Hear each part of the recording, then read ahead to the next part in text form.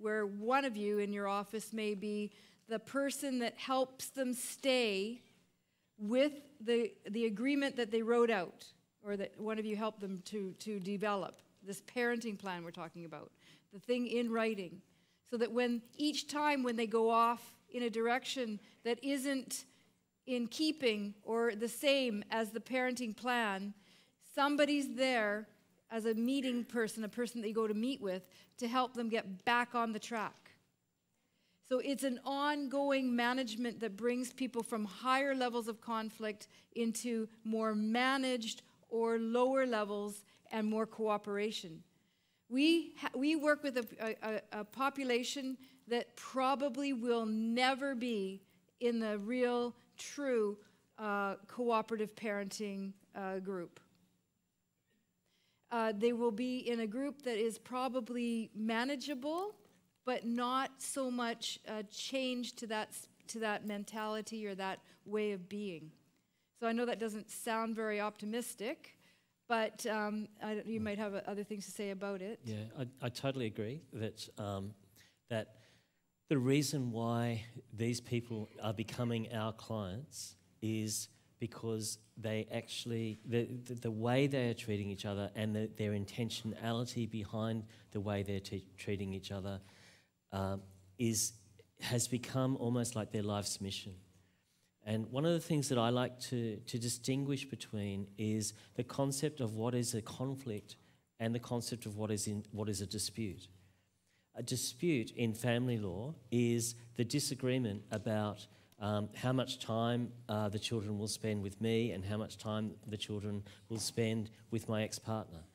The dispute might be how much money do I have to pay, or what kind of what school will the children go to, or all sorts of issues like that that come into some form of dispute resolution process for resolution. The conflict is what is driving the people to not be able to solve the dispute themselves. The conflict is the hatred, is the minimum, the dislike that I have for my ex-partner because she dumped me, or because she didn't like my parents or my family, or because. Or it might be with me because of the things that I'm saying in the community about my ex-partner that she believes are totally unfair, and that causes this thing called a conflict. So we want to distinguish between those two things. When I'm working with a high conflict family, trying to resolve their dispute, it's hard work. But I can tell you it is impossible to resolve the conflict. I'm not trying to resolve the conflict. I am simply trying to manage the conflict so I can resolve the dispute. Is that starting to make sense? And so when we're talking about people becoming cooperative, they're saying we do have disputes, but the conflict no longer is getting in the way. So being cooperative means that the conflict is not there anymore.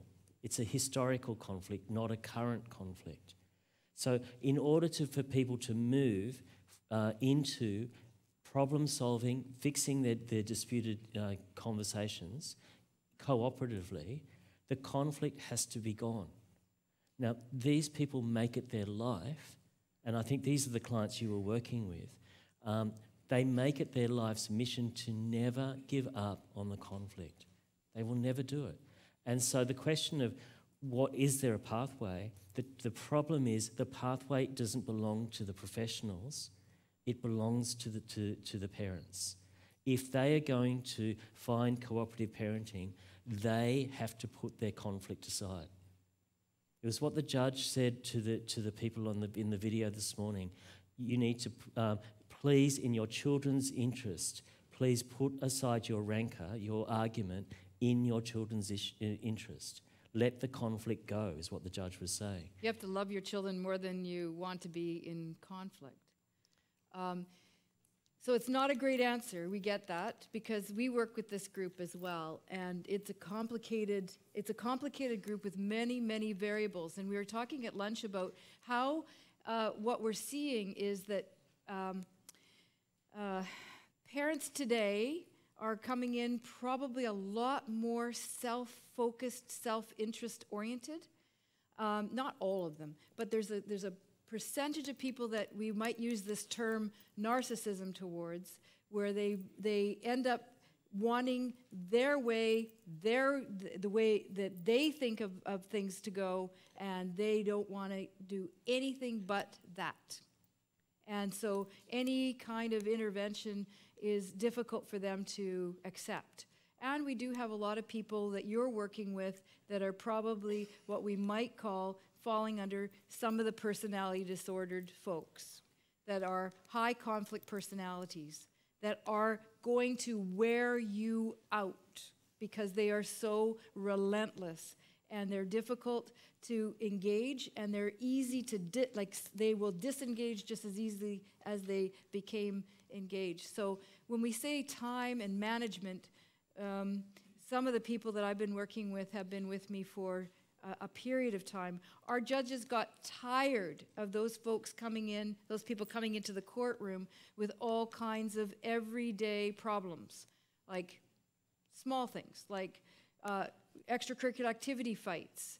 When will they go away, and how will they go away in terms of a vacation or moving to another house, or all kinds of things like this. They got tired of being the people at the bench making like day-to-day parenting decisions, so they gave it to back to the community and said, is there anybody out there that can help manage these people so that we're not using the judicial time to make day-to-day parenting decisions? Can somebody else out there become structured enough with these people so that they can hold them in a process? We're going to be doing training in the next 3 days on that process called, and it's going to be parenting coordination without arbitration or decision-making, but nevertheless a highly structured process. So if you are all working with the high conflict folks, no matter what you're going to do now, probably is to think about how much more structured can I make the process with them. Yeah. It won't be enough to give them an education on co-parenting. They could care less. Mm. So that group anyway. Yeah. This morning we heard that the not just the impact of high conflict on parents and children, which we'll spend some more time on this afternoon, but also the impact on the practitioner, you people in the room. And one of the things that I guess is the theme of answering this question is that we need to lower our expectations of what our clients can potentially achieve through our interventions, or we won't survive.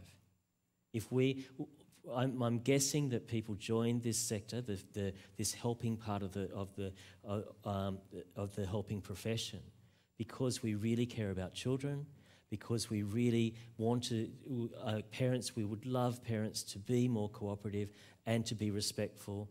And if I've understood the character of this room, you're working with a lot of people who have been quite abusive to their children or allegedly abusive towards their children. You're working with people who have been domestically violent to their partner. You're working with people who are at the very, very difficult end of this spectrum. And I say that because in order to survive, my take on this, and both of us have been in this sector for nearly 30 years, we've survived by not expecting more of our clients than they're actually able to do. Otherwise, we just get totally disappointed and let down by people who actually just cannot do what we would like them to do. So people come into my office because they cannot co-parent. They cannot cooperatively parent. I know there are cooperative parents in the world. I know they're there. I just never meet them. I only meet people who have been incredibly hurtful to their ex-partner. So no, I don't. I have no greater expectation than the yellow one just there, parallel parenting. That's where my job starts. Like, I don't start there. I often start in the orange one, which is probably where you are as well. And my goal, at best, is to get them to parallel parenting. The only way I've found to do it, and this came from some materials that I did I steal it or borrow it from you? I don't know. I did one of the two. I think you stole it, really. I stole some materials from Laurie.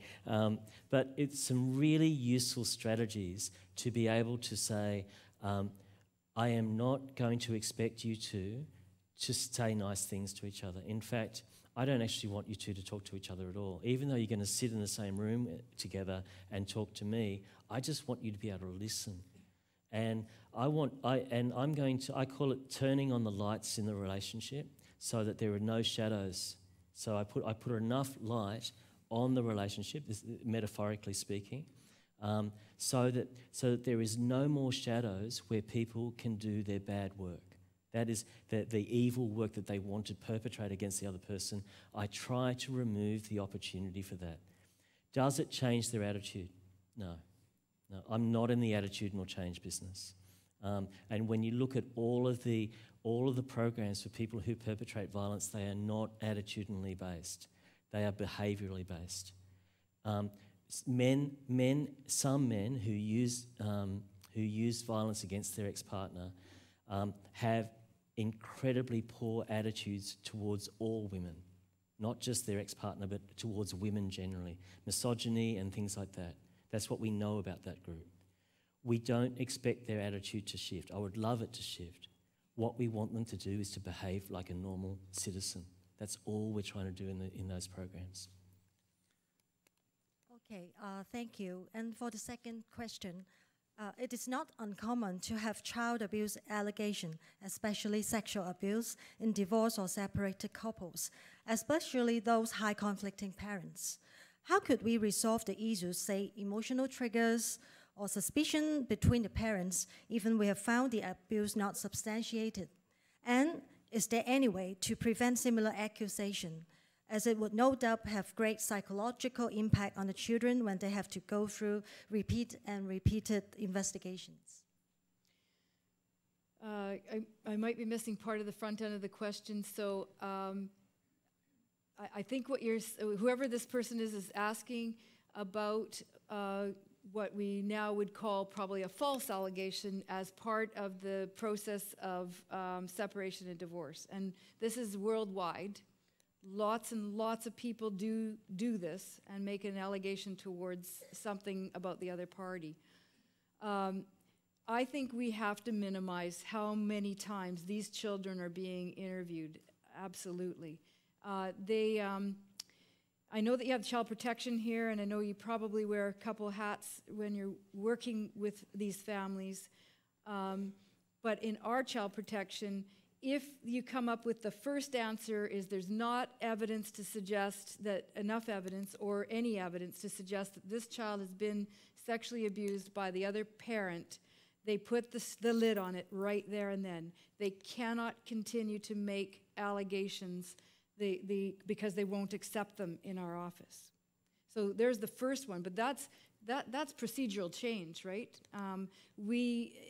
So parents will try again. Nobody's listening to my child, and they've now talked to the child a lot, and the child's now saying some things maybe at the school or somewhere else, and they'll put some pressure. That parent often will come back at the system and put pressure for you to investigate again. Probably the maximum amount of times that people would do an investigation would be twice in our offices now. And then they say, you bring back another allegation like this, and we're going to put it before the court as an alienating practice, as a way that you are now alienating your child from the other parent. And that has to be considered as abuse as well, alienation. So children, it's really damaging for them to be multiply interviewed. And I've had many cases like this where they were interviewed by too many people, and too frequently, and it is unto itself abusive. So we have to then advocate for that not to occur. I don't know if there's a good answer around it other than putting the cap on how many times these people can come back and make that kind of allegation. Okay, thank you so much. So if you all still have any question to ask, you're welcome to write down your question on the Q&A sheet. You can collect it from the reception counter and give it to our helpers. And then followed by the presentations, we'll have the Q&A section, and we will continue. So now may I invite again and welcome our two guest speakers, Dr. Laurie Yasnick and Mr. John Graham. Thank you. Thank you. Thank you. Just to give Laurie and I a better feel for who is in the room in terms of the colours, I wonder if we just do a show of hands and ask you, put up your hand if you think you've ever had a green case. Okay. So there's been maybe one or two people. What about that would be the cases where these people have a strong desire to work cooperatively and to really put their children's interests before their own. It's not necessarily anything other than just really nice, good parenting. What about yellow cases? Any people seeing any kind of, these people, they don't like each other, but they actually have enough distance from each other that they don't interfere with the other person when the children are spending time with that other parent. Any yellow cases? A few. Yep. So some yellow cases starting to come up. Yep. What about orange cases where these people are they're so stuck in conflict at the moment that they just cannot walk away from the conflict. They can't allow their ex-partner to be parenting the children without sending 5-page emails probably 3 or 4 times a week.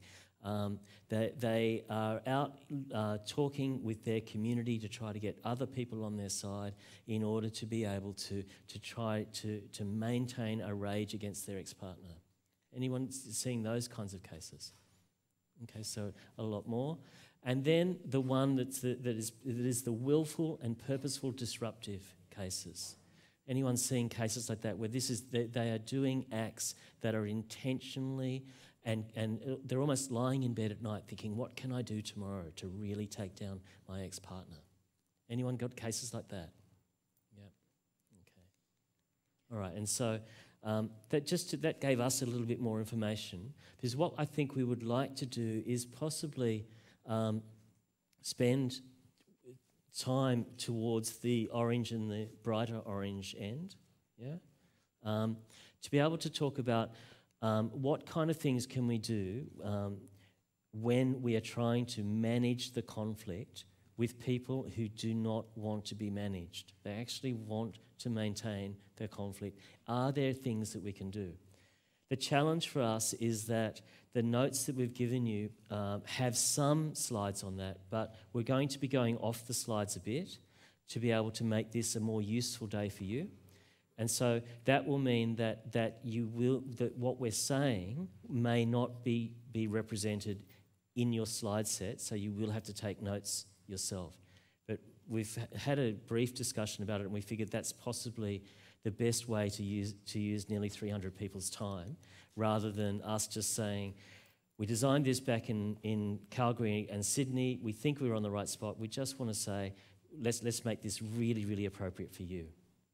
Okay? Maybe it's reasonable then to, we know that people get stuck.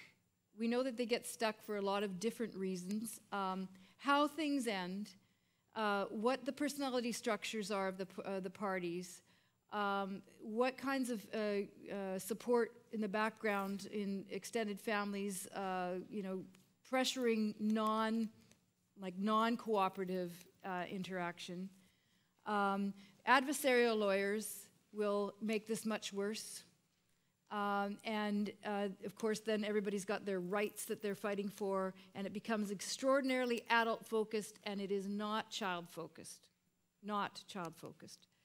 So people get stuck in some of these ways, and then we end up with a comparative. Maybe we'll jump to the comparative here between parallel parenting and cooperative parenting.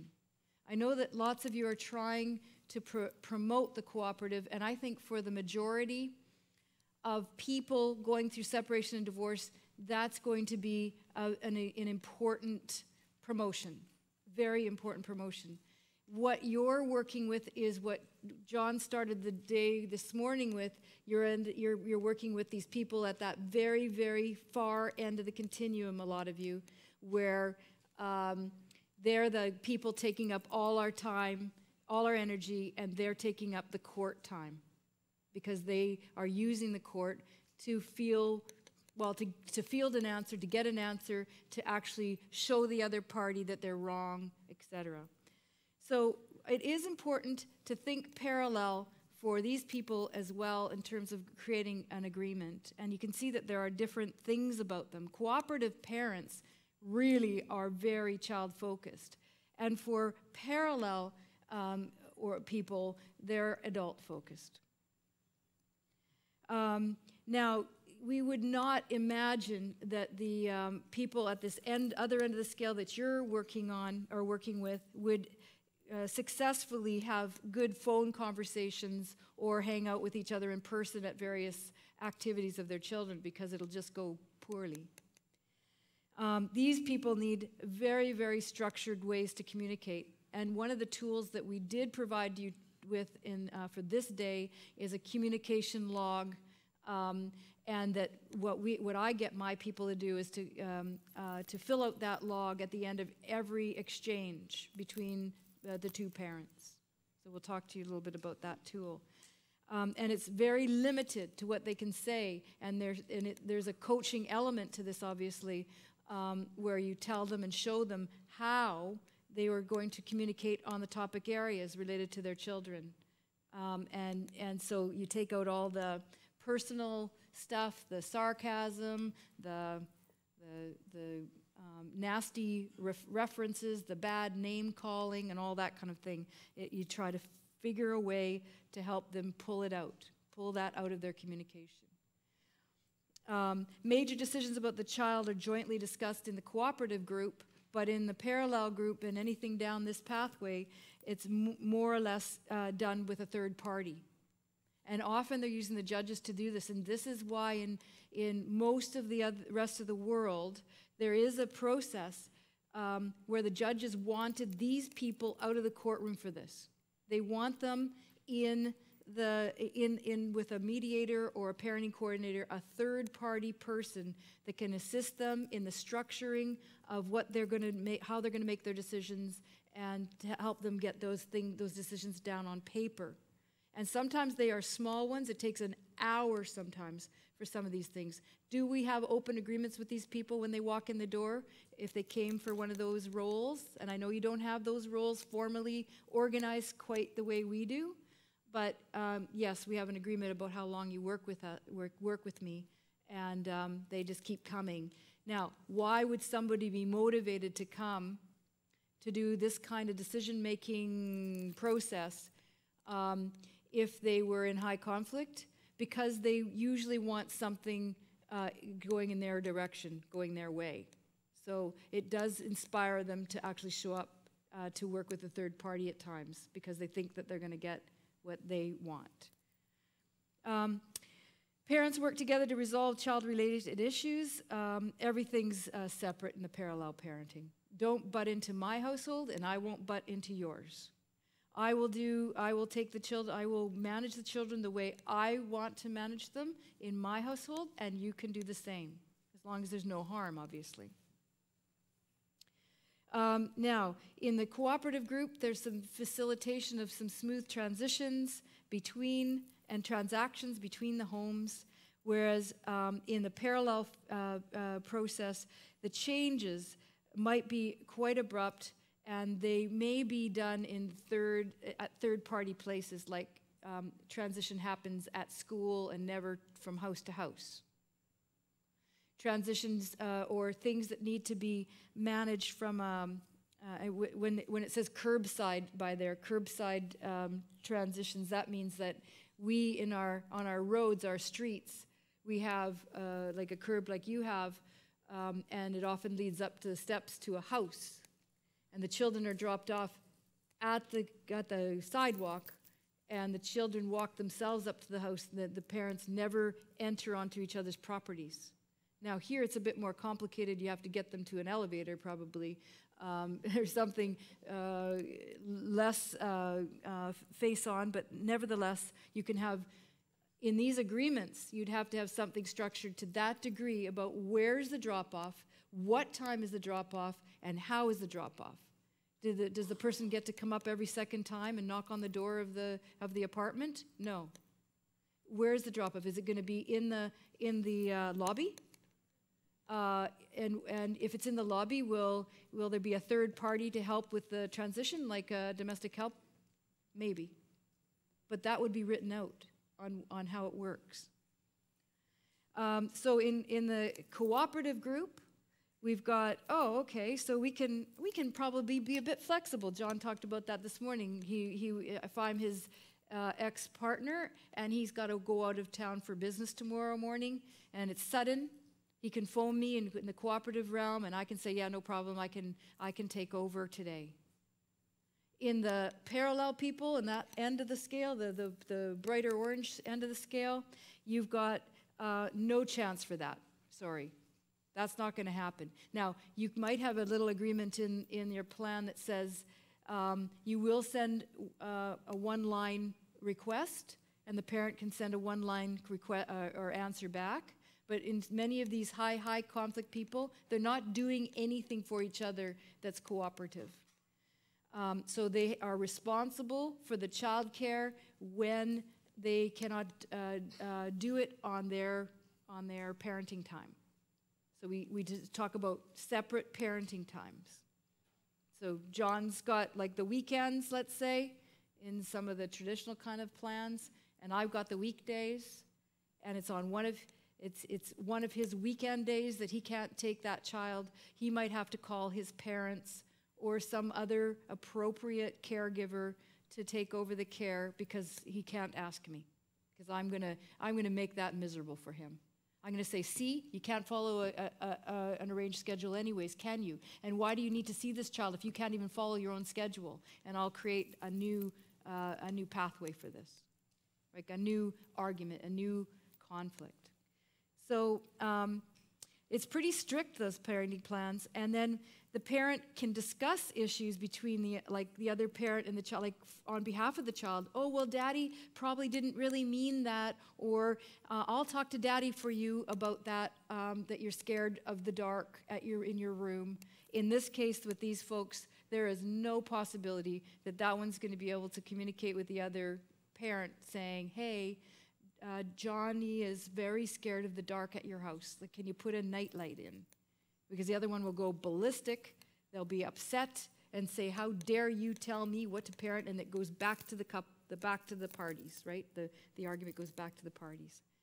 So parallel, the structuring of parallel, there's skill involved, very, very specific skill involved in being a facilitator of trying to help people organize a parallel parenting plan. But they are essential, otherwise it's just chaos. And for instance, when these parents come in with, the question we had around child abuse, when those parents bring forward an allegation, and I don't vet the allegation. I'm not the investigator of the allegation in my role at home. The child protection is, and child protection sends them back to me for the parenting plan. And so child protection comes back and says, yeah, we see no evidence of this. Then I hold the parent accountable fast. If there's evidence, we can move towards doing something different. And there is no evidence, therefore we're moving forward now on the rest of the things that we need to decide. So essentially you end up starting to take on the oldest child role, as John would call me. It's kind of not being bossy, but it's like being in charge of helping with the communication. You will get nowhere otherwise with these people. They continue to come back at you. And so if your style is not firm, direct, kind, because your voice can't be punitive, the tone of your voice can't be punitive in these cases, because these people are so tuned to tone and how you do the tone of what you're saying, that they end up turning on you very quickly in these discussions, right? So your tone, your way of managing that space when they come to you has to be pretty well kind of contained and managed as well. In my jurisdiction, I'm going to get really complained about a lot. If I do this work, I guarantee you, and I know that it happens in here as well, 10 pages of complaints about you as a worker or something like this. In my professional association, they can make a formal complaint against me. They can sue me. And in Canada, we thought we were the sweet little, happy kids that never, fought that bad.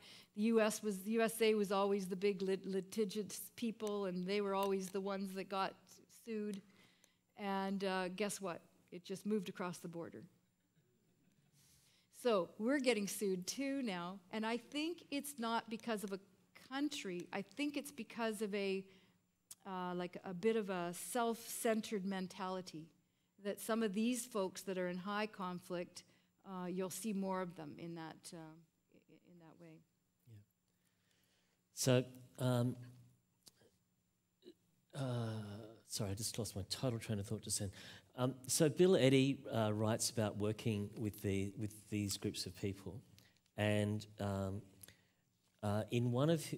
there's two concepts. If you Google Bill Eddy, E-D-D-Y, E-D-D-Y, you can download all the things that I'm mentioning now from his website, which is called the High Conflict Institute. It's really worthwhile having a look at for practitioners in this space. Bill is your friend. Okay. Now he talks about when Laurie said that we need to be firm and clear. Before lunch I mentioned the word BIF: brief, informative, firm, and friendly. That's what defines a communication that I would give to a high conflict client. The other thing that Bill talks about is another acronym called EAR, as in the thing on the side of my head. Empathy, attention, and respect. EAR. Empathy, attention, respect.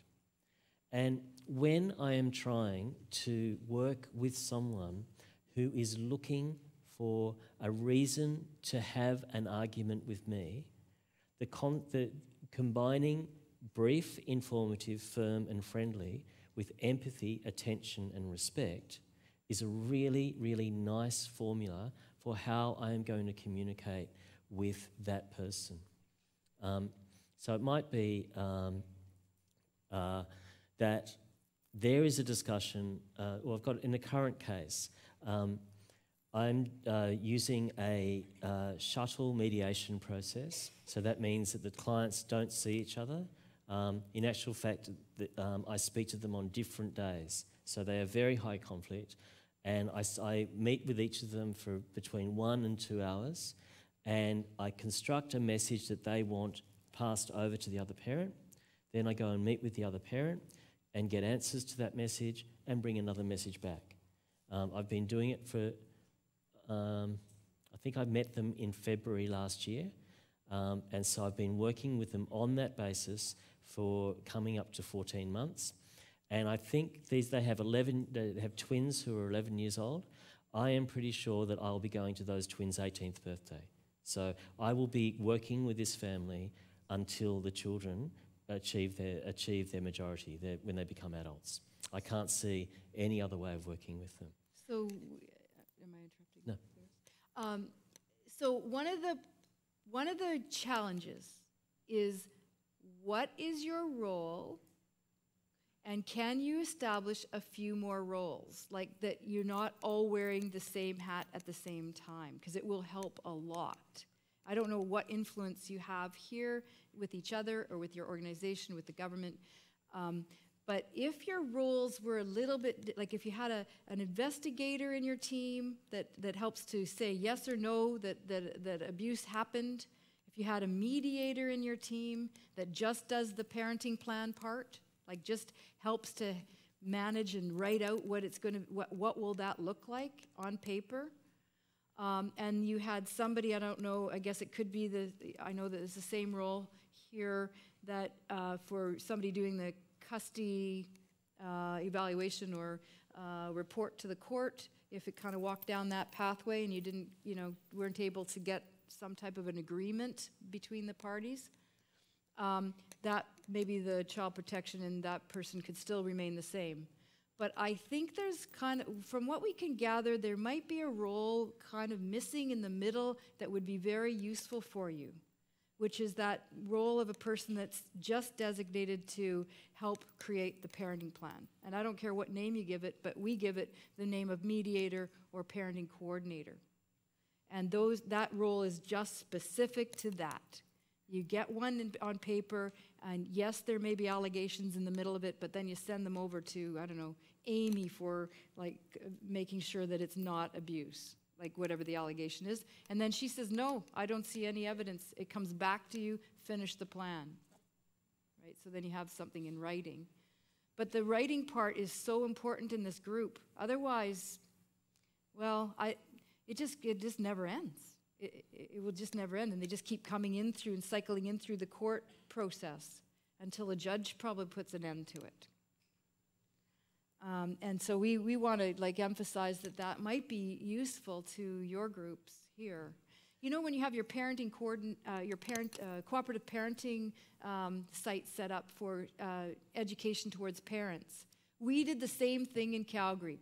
We first of all set up these, the government actually said, okay, send everybody to Parenting After Separation, it's called. It's a course. It's psychoed's information. It's 6 hours in total, in length. The parents have to come 3 hours one night, 3 hours another night, or 6 hours on a Saturday.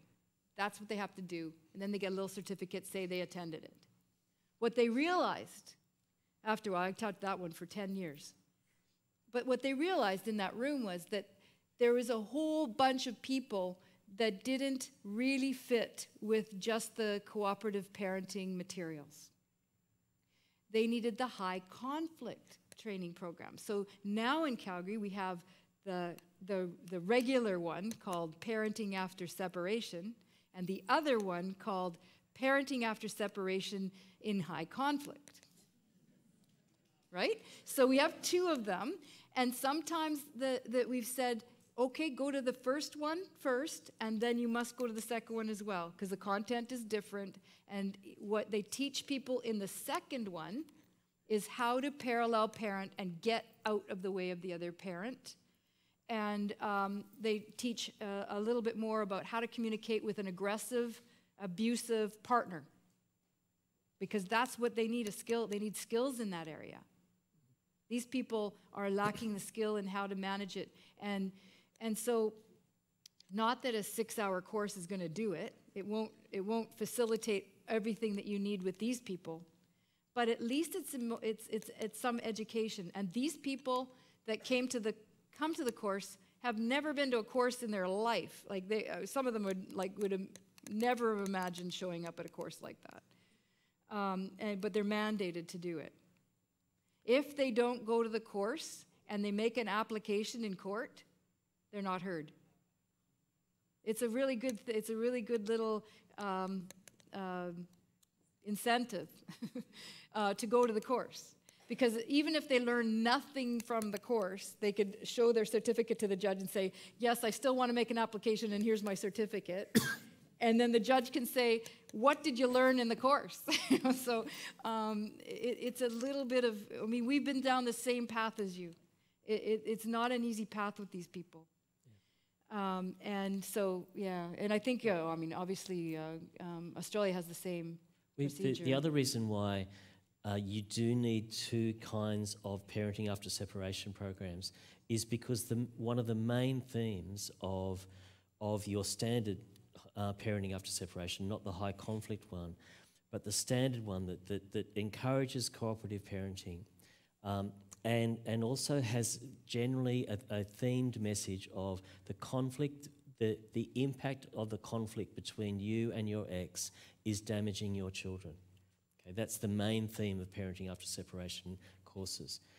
The problem with that when there's been family violence is that the perpetrator can use that program to blame their ex-partner for bringing on a conflict by daring to leave the relationship. So everything would have been fine if she had have just stayed and done what I wanted her to do. She has caused the conflict, and now the psychoeducation person, are saying that she is damaging our children. And so the blaming, the victim blaming that goes with the traditional parenting after separation program. In Australia, what we found was we had to have almost like, instead of, I'd use the word high conflict, but we had to have a program that allowed for people to say, you survived by leaving and you made a wise decision, not you're bad for causing the conflict and you're damaging your children. It's a very, very important theme that the DV sector needed to be brought into the family law sector. What we've also found with working with the orange and bright orange cases is that clients in that setting need everything to be procedurally fair. So I cannot, if I'm going to spend 10 minutes in private session with Laurie, then I need to give the other person 10 minutes too. If I only gave them 7, they will say, where's my other 3 minutes? Even though they didn't need another 3 minutes, they want things to be fair. And all of us work very, very hard to try to maintain a sense of procedural fairness in this work. So when there are a number of beliefs that that high conflict parents come with.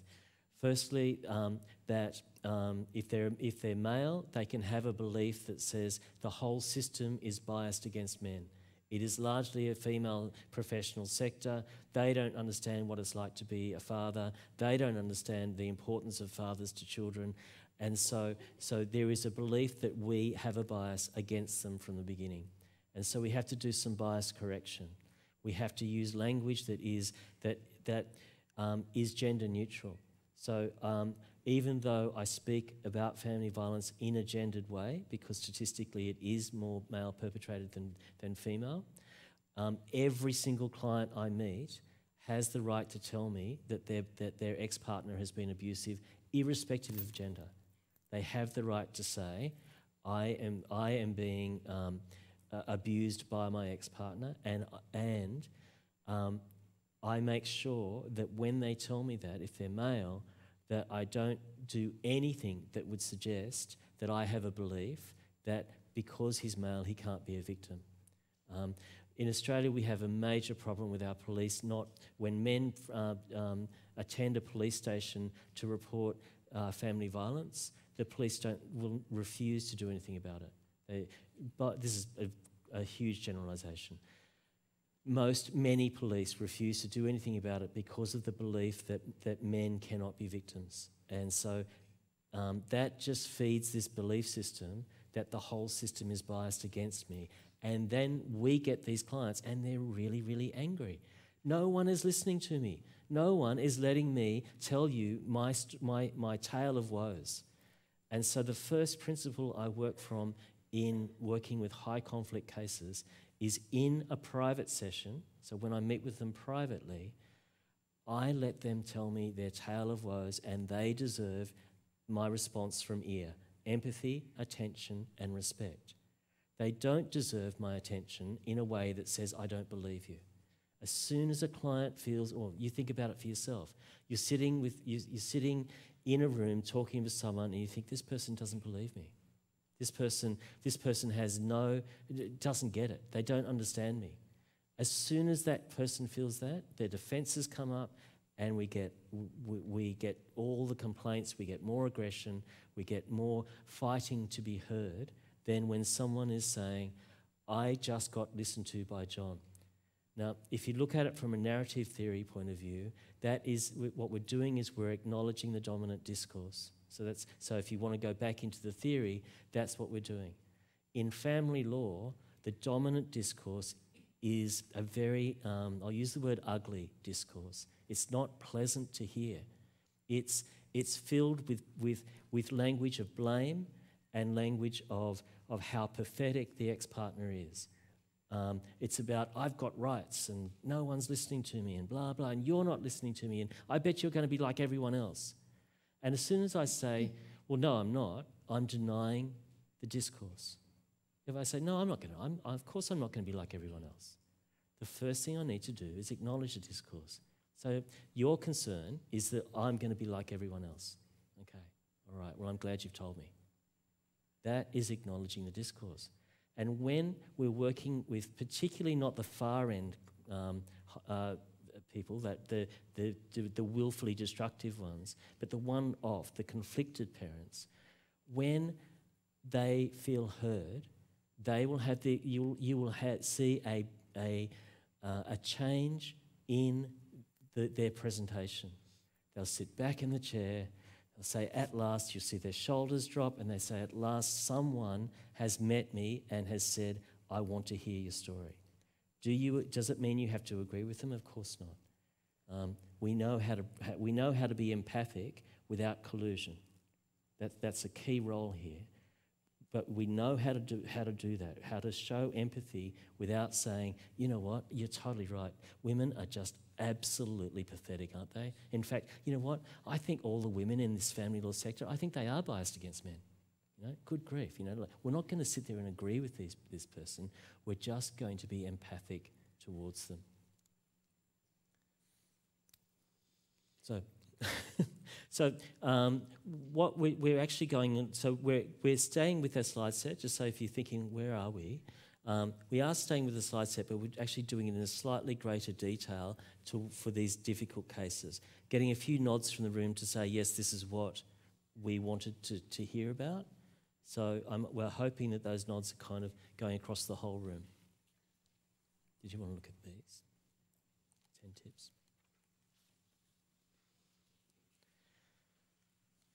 So, go. Sorry, go ahead. There you go.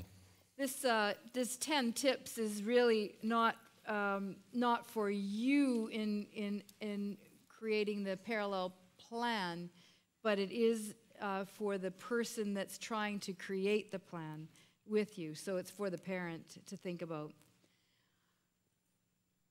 And short of reading them all, I'll just read out a couple of them.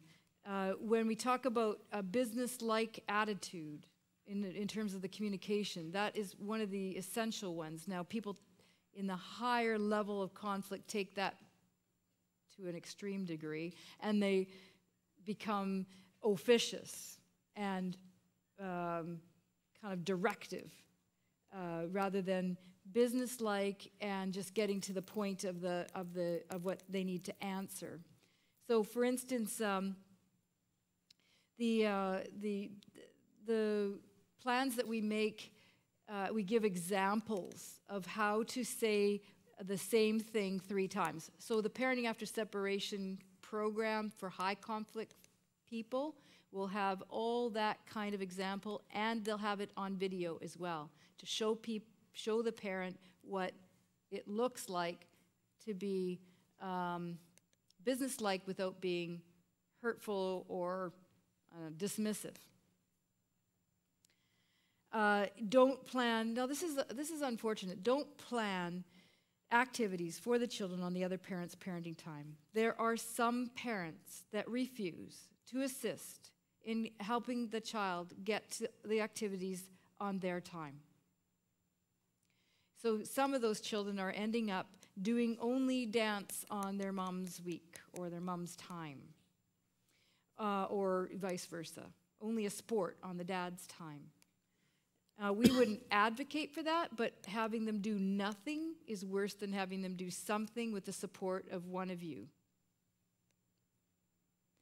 Now, we talk to parents about, and they get a lot of reinforcement on this, staying present on staying focused on present issues versus digging out the whole gunny sack of all the issues from the marriage, and you never were, and you never could, and you never did, all those things.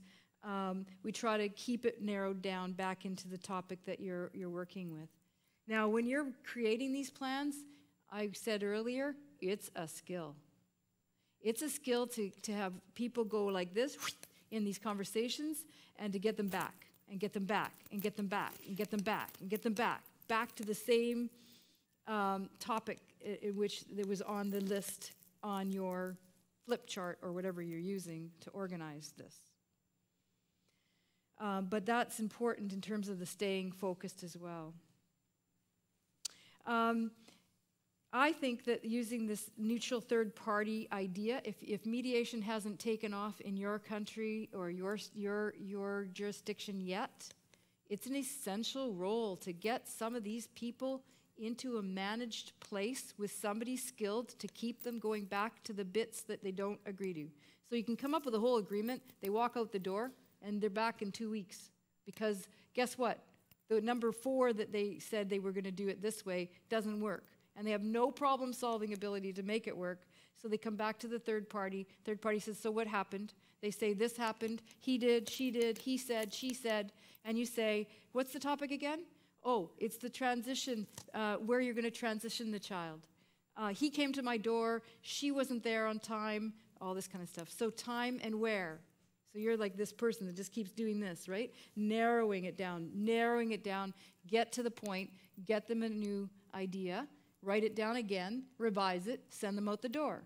So that role, if you know, it can be just the most useful role you can think of. You could call it mediation, or you could have a more on-record version of it, which is called parenting coordination.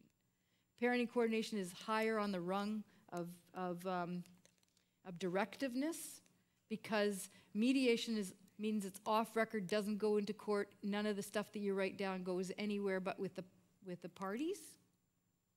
Whereas parenting coordination, anything you're writing down, all your visits together gets written down on a piece of, you know, some written format, or they take pictures of your whiteboard or whatever you've got, so each thing is documented as to what you've done. You can't work with high conflict people without documenting mostly everything. In my work with high conflict clients, what I ask them to agree with when they start working with me is that initially I'm going to work with them for one session a week for 3 weeks. The session will go for around about 2 hours. With my non-high conflict clients, I can push that out to possibly a 3-hour session. But with these clients, I do one session a week for 3 weeks of 2 hours duration, maximum 2 hours. And the reason why I decided to do it that way was because what I found was that the relationship history was of no use to trying to build a future parallel parenting arrangement. The relationship history was just when you ask the story of the history, it's just a story of blame and no taking of personal responsibility. And so even if one of the parties says, well, look, we did have some nice times in our relationship, if the other person hears it, they'll say, are you kidding me? We had no nice times. You know, even when they try to say something nice, they can't do it. So I don't allow any discussion of history with high conflict clients. But what I've also found is that when we reach a parenting agreement, where the first session I do, I get an agreement for one visitation. One, not a pattern, just one. And it's going to be, if I'm meeting them on the Wednesday, we're going to arrange something for the following weekend. So there's going to be a visit next weekend. And the coaching I give is this needs to be an event for the children, that the children come home and say, that was fantastic. I had a really great time with mum or dad. It was really good. So if it starts to go, we call it pear-shaped. Do you have pear-shaped here? No? If it starts to go bad, that's probably a nice way of saying it, then stop. Just take the child home. Don't persevere with something that is leading the child to have an awful time. So that's the first. That's the first week. I get together with them 1 week later, and now we're starting to write a new history together of one visitation. How did it go? And what went well? What didn't quite work? Let's fix the things that didn't work, and let's get another one happening. And so I find that I have, in high conflict cases, I am needing to work a lot more, in a lot more deliberate and slow pathway, where I'm helping the parents to create a new history together, a history of visitations working, rather than their existing history, which is, she is stopping me, the kids are hating him, blah, blah, blah, blah, blah. It's just not going to, I need to work at that kind of a pace. Now, so I have a rule of threes. I do 3 1-week sessions. Then at the third session, we get an agreement for 3 weeks. So then I see them in 3 weeks' time. And so then I see them for 3-week apart sessions. Then, if that's going well, we then push it out to 3 months. So let's get an agreement for 3 months, and I'll see you in 3 months.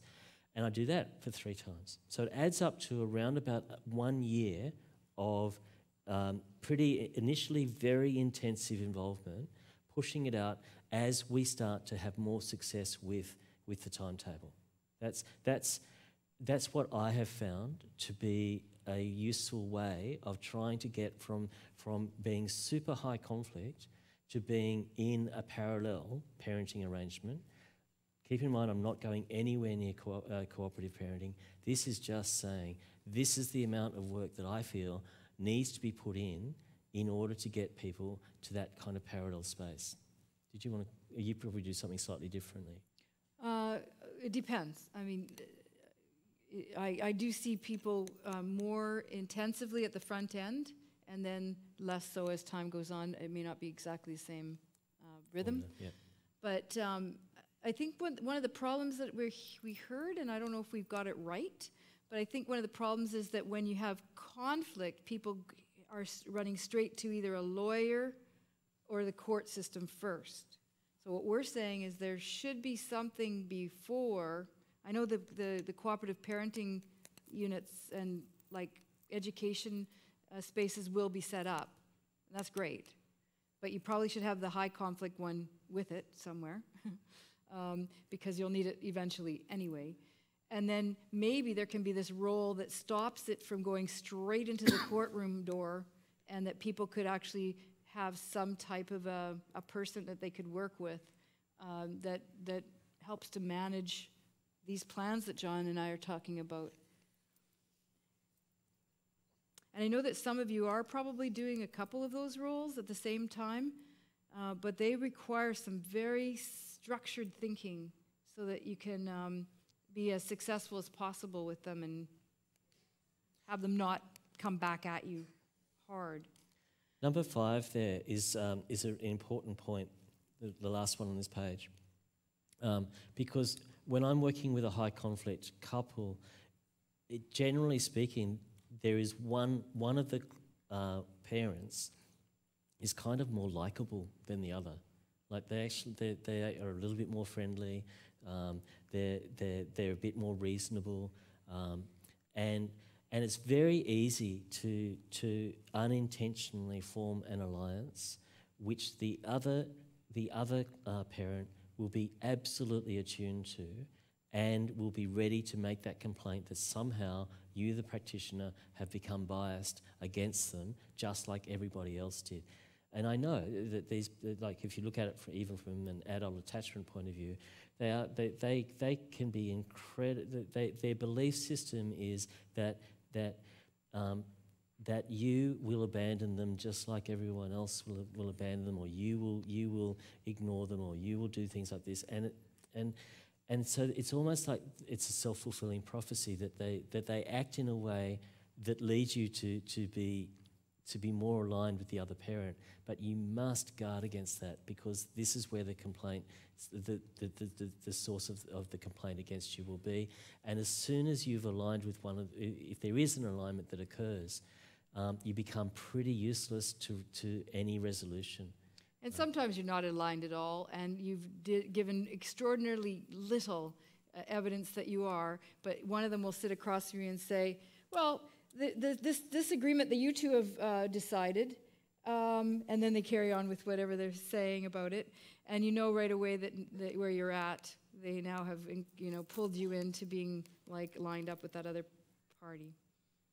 Let's move to the most extreme kind of versions of this in parental hatred, and thinking about the breakdown. Now, the reason why this came out, these are colleagues of ours that wrote this, our newest article in the Family Court Review in it's a U.S. Journal. Everyone's talking high conflict in the world. And I've got the highest conflict. No, I've got higher conflict. Everybody was like saying, but I work with the highest of the highest conflict. And so there just wasn't enough of a differentiation in the term anymore. Because what happened is that most of these people that are taking up all of our time, they're a small group of them, but they have some particular features about them that our colleagues thought, well, we need another differentiation for what's going on here. And so two different ways of thinking about this came out of that article and that thinking, one being reactionary and one being entrenched. And maybe you want to speak to those two. Yep. So reactionary hatred is the first term that the authors came up with, and the concept of reactionary hatred is one that says the hatred is not there forever. It is there at this particular point in time, and it could be that I hate you because you've got a new partner, or I hate you because you won't give me the financial settlement that I would like. I hate you because you've been able to get on with your life and seem to be enjoying the separation and just leaving me a total mess and unable to cope, and I hate you for that. And what the authors said is that that by definition, reactionary hatred will pass, and so it one day will not be there. I will get my own new partner, and so I don't have to hate you for you having your own partner. I will get on with my life, and I will maybe even forget you, or forget why I hated you so much, and things just pass. And reactionary hatred, it's very, very hard to negotiate with it, but it is possible to hold it within a dispute resolution process, keeping in mind that reactionary hatred is really about what is driving the conflict and stopping the resolution of the dispute. But we can still use processes like a mediation process, or a parenting coordination process, or whatever negotiation processes you are using to help people to resolve their issues. It's just hard work. When we look at entrenched hatred, this is the hatred that I hate you and I'm going to hate you forever. It was quite interesting when the presenters launched their paper at a conference in Washington, Washington last year.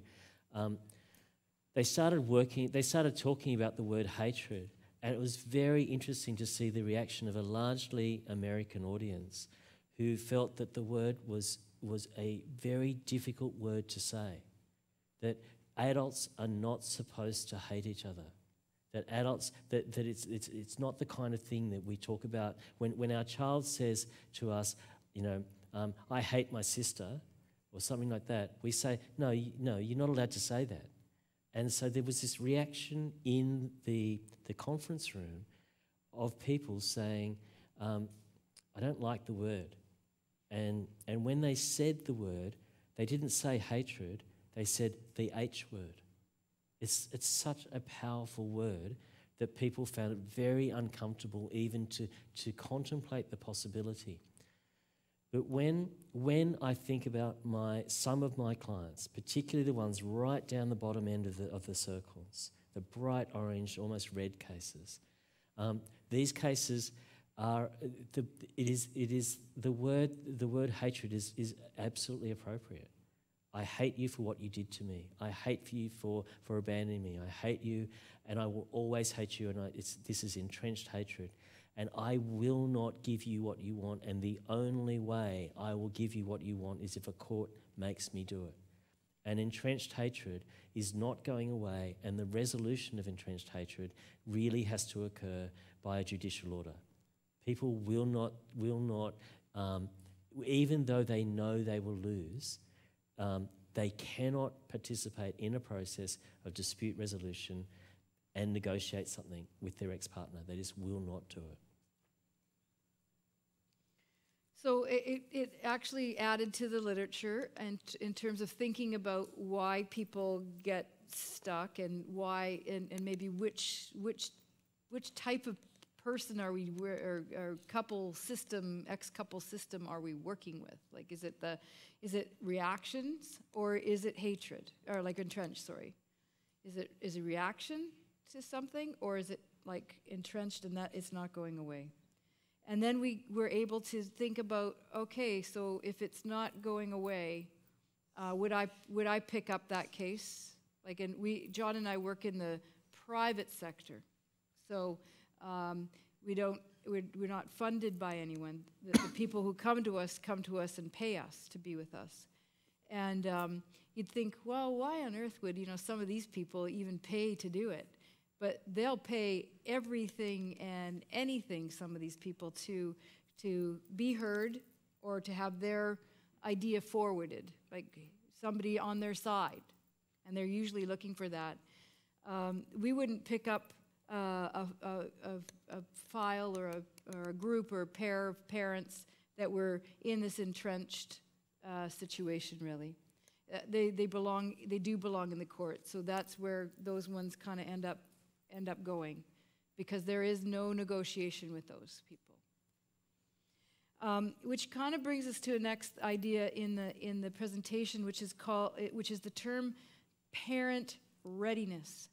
How ready are parents to work with each other and to hear children? And for those of you doing the custody evaluations, the parent readiness scale would be something to make use of. And it was written up in the Family Court Review. John and I wrote that in 2016. And it talks about this sort of like the continuum that you've seen with the bubbles, the colored shapes.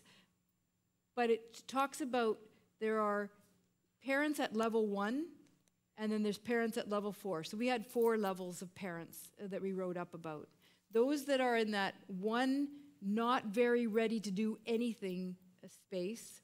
Level 2s that are kind of could talk about their kids a little bit in the process, but they quickly got side-railed and sidetracked and were still pretty self-focused. And then the 3rd level were people who were capable, a little more capable of holding themselves together and focusing a bit more on their children and hearing a little bit more, even if their children's views were not the same as theirs. And then 4th level is those cooperative people, those ones that are cooperatively parenting, and they're happy to hear something about what their children also think about the process, about the situation post-separation and divorce. And so because we were already working with these high conflict people, we thought, okay, there's no tools. Like, there's really very few tools out there. People were just using their own assessment ideas, which probably just needed to be, collected and put down on paper somewhere. And so that's what we did. And it kind of leads us to something around a parent readiness of a self-assessment. We didn't bring you the parent readiness scale, the actual one that only a practitioner would use in thinking about things. We developed another little tool that goes along with that scale where parents will self-assess themselves. Okay, so this one does go to the parent.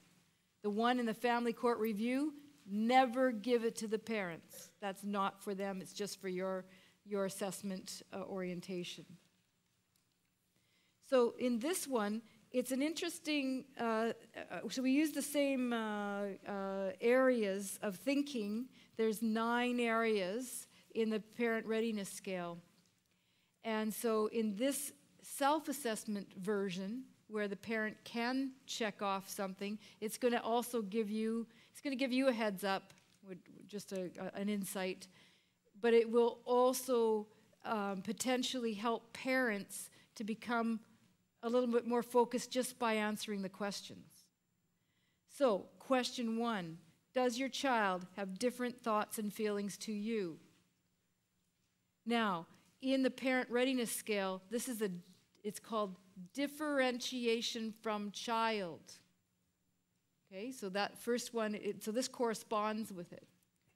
We're now just getting the parent to answer this question. Oh, this parent thinks, my child's thoughts and feelings are a lot like mine. Sometimes my child's thoughts and feelings are like mine. My child's thoughts and feelings are often different to mine. So what we're looking at is, does the parent allow for different views from the self? Those high conflict folks, I can assure you, do not view their child as having different feelings or thoughts than to them. They don't differentiate very well. Usually, I think that I rarely play a part in the current parenting, family dynamics, and situations. I don't play any role in it at all. Sometimes I play a part in the current parenting situations, and I often play some part in the current parenting, family dynamics, and situations. So do they think they're involved, or do they think they have a role at all, or not? So let's go to number 4. This is a parent-parent one. I think my ex-partner is the primary problem. He or she continually creates conflict. He or she creates an atmosphere of disagreement, and then they're responsible for all the current problems. And then the middle one is my ex-partner mostly tries to create the problem. And then the last one is I prefer to focus on parenting issues rather than any other issues raised by my ex-partner.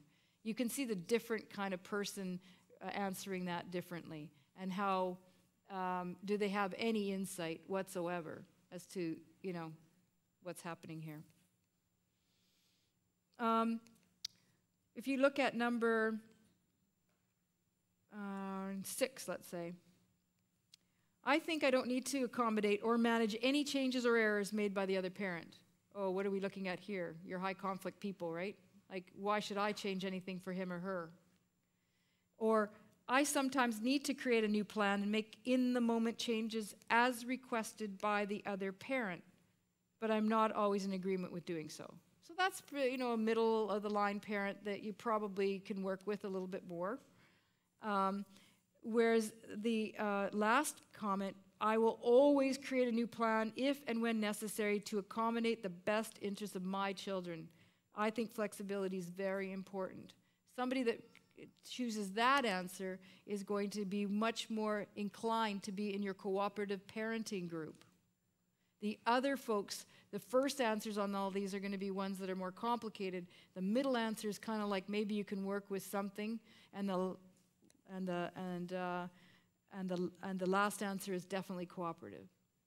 So they're all kind of set up that way, just to kind of get a look-see, just to kind of get a read on your parent that you're working with.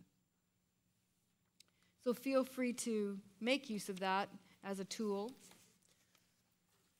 And as the next slide says, readiness can be affected by things like the individual parent's experience from their own family of origin and their own attachment history. And so that's the first thing, the individual's thoughts and belief systems, the individual's experiences in dealing with the other parent, and the relationship history. And so so, in a couple of my cases, a parent hasn't scored very high on their parent readiness, even though they were the victim of violence, not the perpetrator of violence. And the reason why was because the violence had meant that they were so affected by their treatment that they weren't available to their children, and they couldn't see a way that their children could have a unique and individual view of the other parent who had been the perpetrator.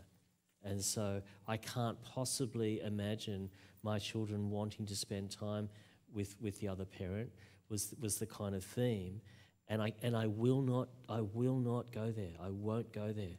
And so if the children came in that case and said, we want to spend time with the other parent, the question is how ready is this parent to be able to hear it? This is not about judging someone's parenting skill. This is not about criticising them. This is just saying, right now, what we've done is we've worked out where you kind of pitch in your readiness to engage with your child's best interest. And that means that if it's low, then we might need to do some things to help you to increase your readiness so that you can hear different views from your children. It's not to be judgmental of the person. It's more about how to case plan. And the last one, the individual's experience during the dealing with the family law system and impacts of drug and alcohol use and misuse, family domestic violence and abuse, and emotional and mental health.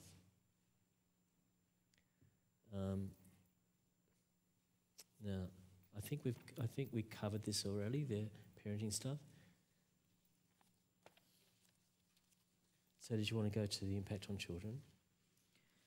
Yeah, I think that in order to raise resiliency, which is what the topic is, we have to help especially when you're dealing with these higher conflict families, we have to help manage the parents so that they don't, I guess the word I would use is bleed over, like bleed into their children's worlds and lives.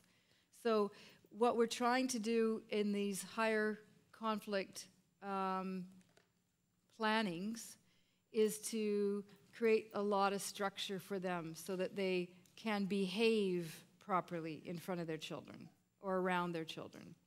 And as John said before the break today, we're not really looking to make attitudinal changes for some of those really high conflict families.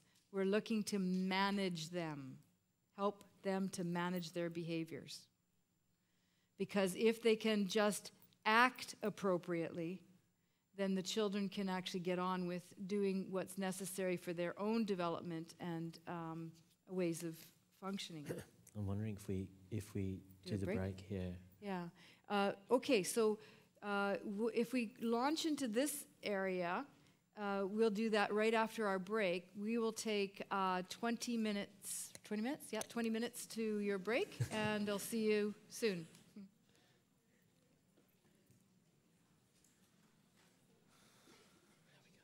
How are we going? I think okay.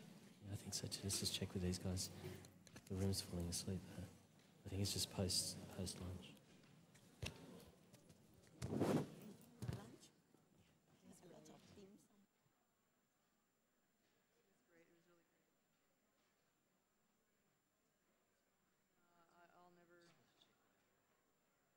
So Amy, is it what you want? Yeah. Yes? Yeah? Yeah.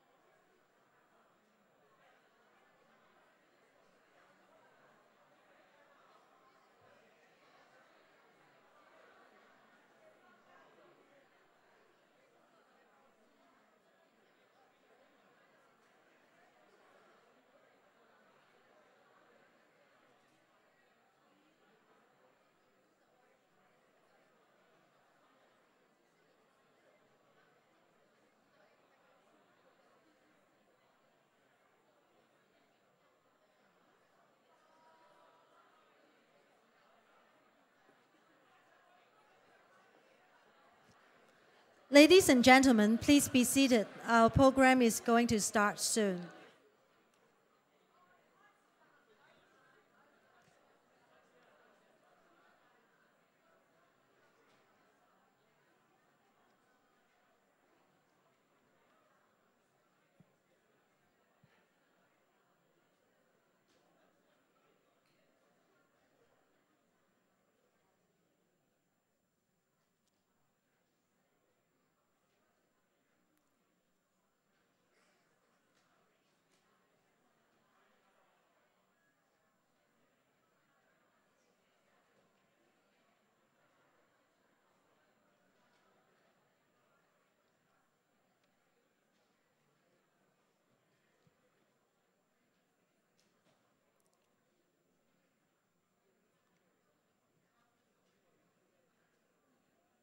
So before our speakers is going into the fourth part of their presentation, I have one more question on hand that they would like to answer first.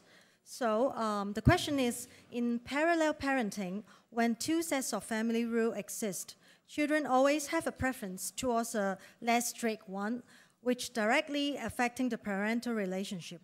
What's your view on that? It's not good.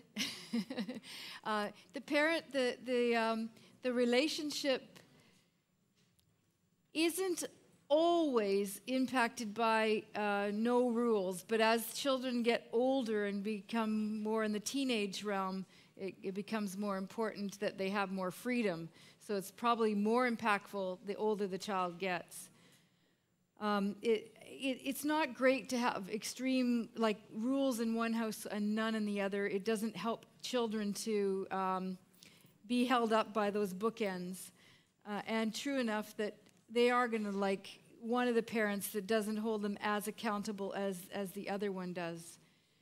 But we have so little influence really on some of the parents that absolutely will not hear that is not great for their development or their relationship with the other parent. Some of them want to undermine the relationship with the other parent. So at all costs, we try to make it so that the children have somewhat similar rules at the two houses if we can.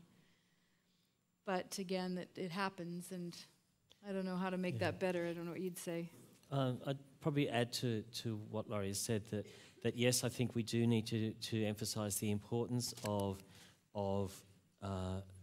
the role of parents being the provider of I would call it scaffolding to support their children in a way that helps them to grow and develop into fine citizens, and that does mean that the parent who sees their role as being their child's best friend and who gives their child lots and lots of freedom because it's kind of part of this friend relationship, I think we do need to coach around that, around the importance of what a role of a parent is. And if you are designing post-separation parenting courses, I think that's a really crucial element to be included in that. And I'd add to it that the more you know about child development, the better. Because if you're talking to some of these parents that are thinking that being a friend is a great idea and that the other parent's just too strict, you're actually, one of your entry points perhaps is to talk about the moral development of children. And that's across all our cultures. If the children do not get the kind of structure, predictability, rules, they cannot establish internalized rule sets. It stops them from being able to make good judgments about things and how to manage themselves in their growing up years. They're also not going to make great decisions at school. They're going to have troubles with expectations from people who hire them for their first jobs. And so I think you can probably angle your intervention up the path of the moral and even academic development. Yeah. The other thing I would add is that it comes from a question that a gentleman up the back asked around shared parenting and joint custody and those kinds of concepts. When the involvement of one of the parents in the child's life is more of an access visit than a joint custody arrangement where the parent has a real parenting role, it gives that parent almost a permission to say, well, I don't see the kids very much, and so therefore I'm going to make it really, really fun for the kids, and we're just going to do fun things all the time, and it was kind of, it got the name, and I think internationally, it kind of being a Father Christmas father, or generally it was dads.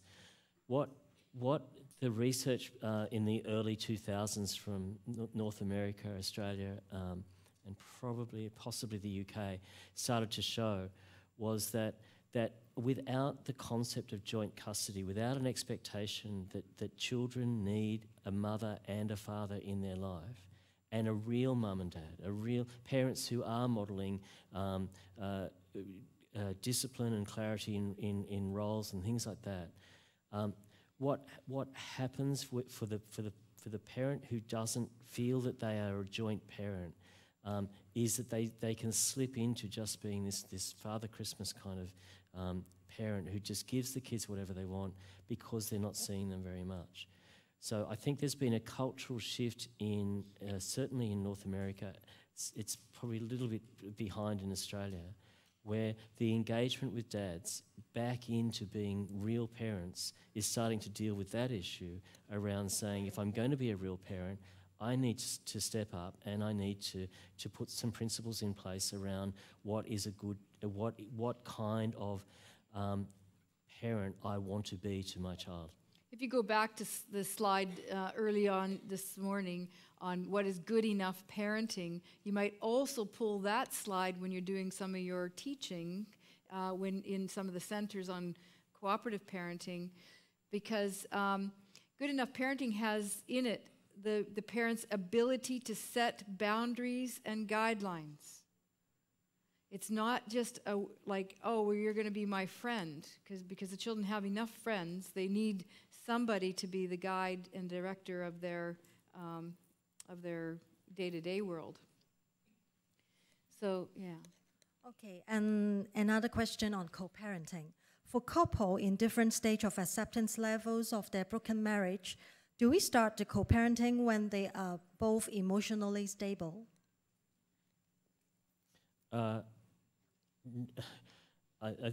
Show me an emotionally stable parent,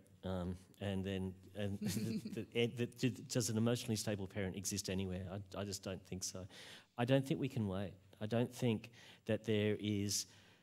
I think we have to work in a way that is very, very respectful. There's another question in the set around the impact of trauma and family violence on co-parenting, and we will address that separately. I do think we have to be incredibly respectful about going at a pace that everyone can work to, but sometimes it means being able to have a discussion with a parent who might be emotionally not unstable, but emotionally not grounded. They are distressed. They are impacted by the separation, and they've got a tough job to do, which is to find a way to make some wise decisions, the wisest decisions they possibly can, even though they're feeling like they are. That's why in Australia, Laurie and I teach a whole workshop around managing dysregulation. So how do we manage dysregulation in the processes that we're doing? I teach a totally new model of family mediation called trauma-informed family mediation, which is really saying for people who aren't emotionally able to participate in a normal process, how do we adjust the process to meet them rather than insisting that they change to meet our process? So I think it's possible just to have an expectation that people should be able to make wise decisions about their children I think we also have to think about changing our process to suit the needs of the client. Did you want to comment?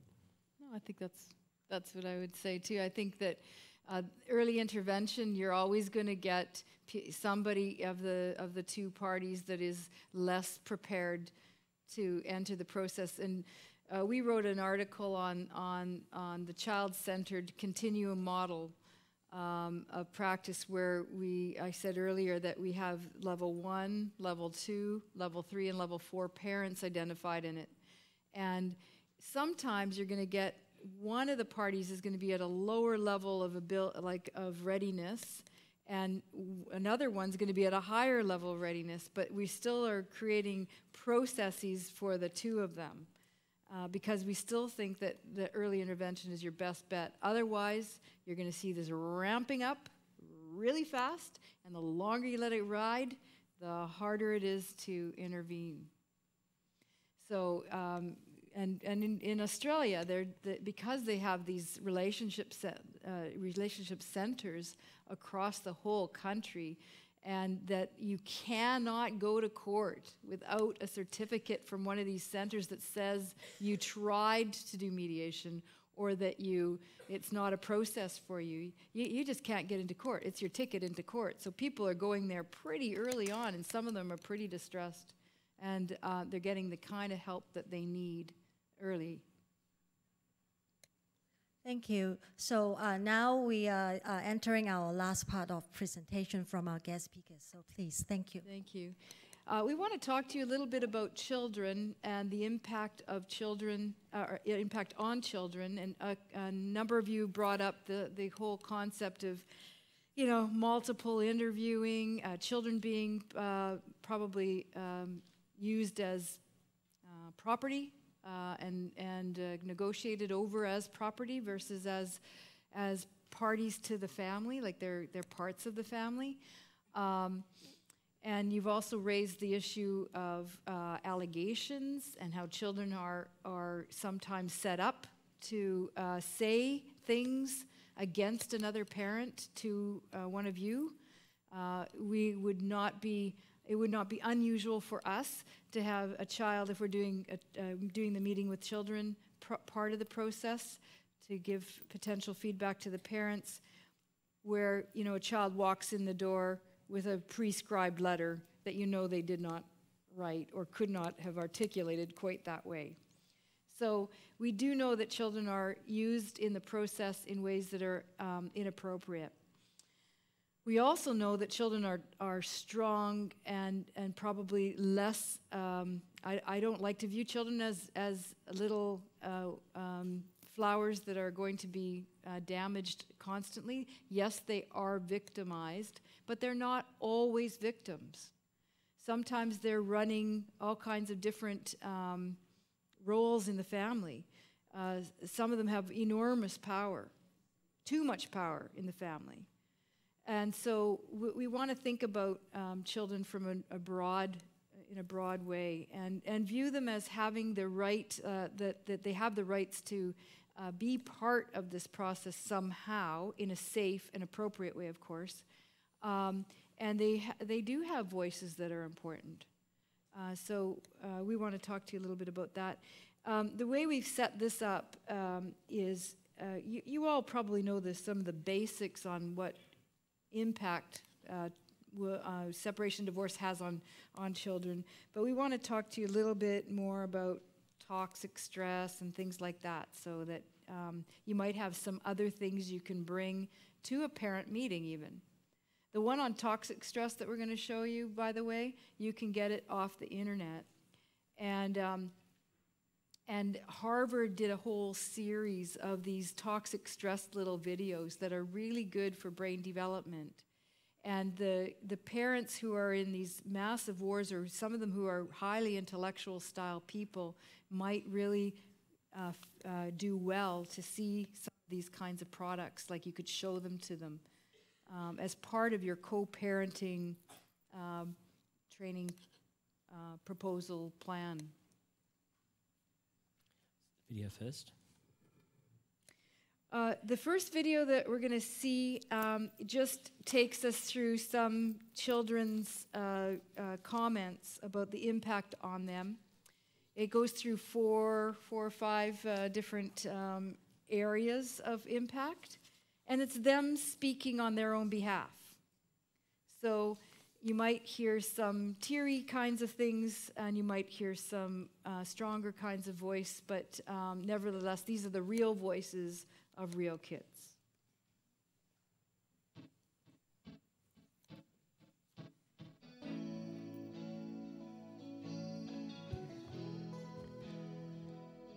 I didn't know if they were going to make up or not. I was just sitting there confused, thinking, are they going to make up or are they not? And then I was thinking, no, they're not. And then I'm all, oh, yes, they are. No, they're not. And then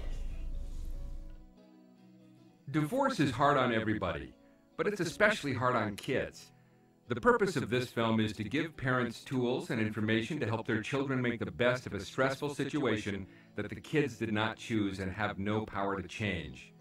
Who better to help parents understand than the kids themselves? And who better to help the kids than their parents who are most invested in their well-being? So listen to the kids as they teach, guide, and share their wisdom from firsthand experience.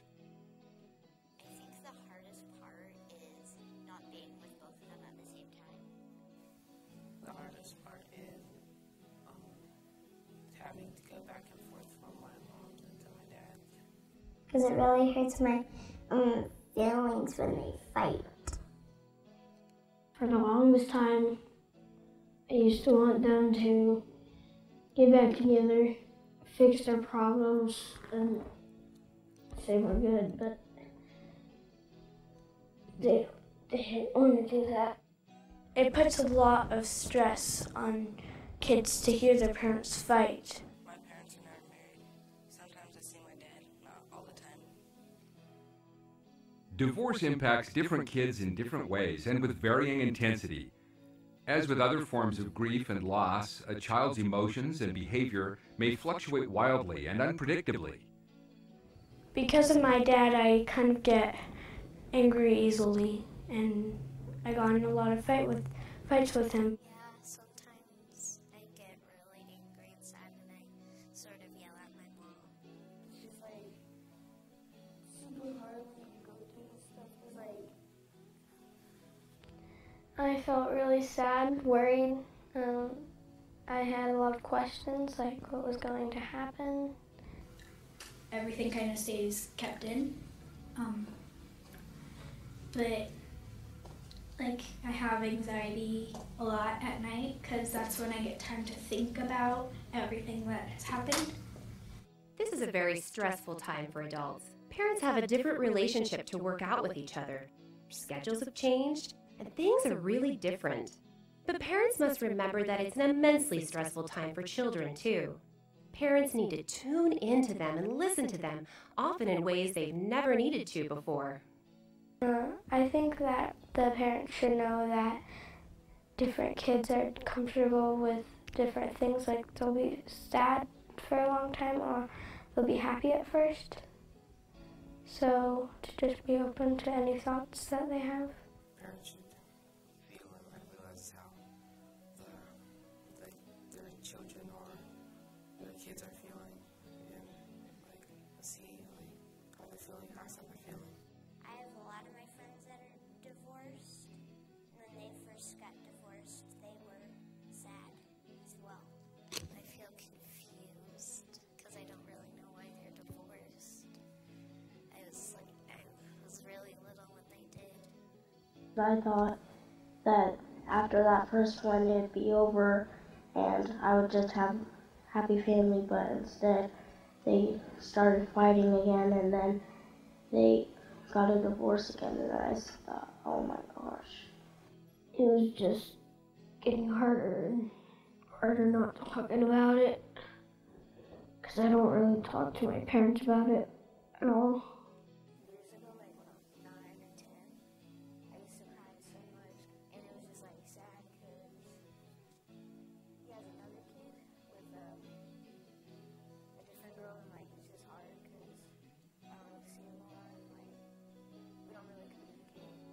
felt pretty weird, and I felt like confused for some reason, but I can't ever figure out why I'm confused. I felt kind of sad. One night we talked about it, and I was crying a lot. When we were driving here, I was asking my dad if he would still be my dad. We were happy and sad at the same time when he left. It's just hard because, like, when you look at, like, some of your friends or, like, how they have both their parents, and, like, just sometimes you wish, like, you have both of yours. It's just, like,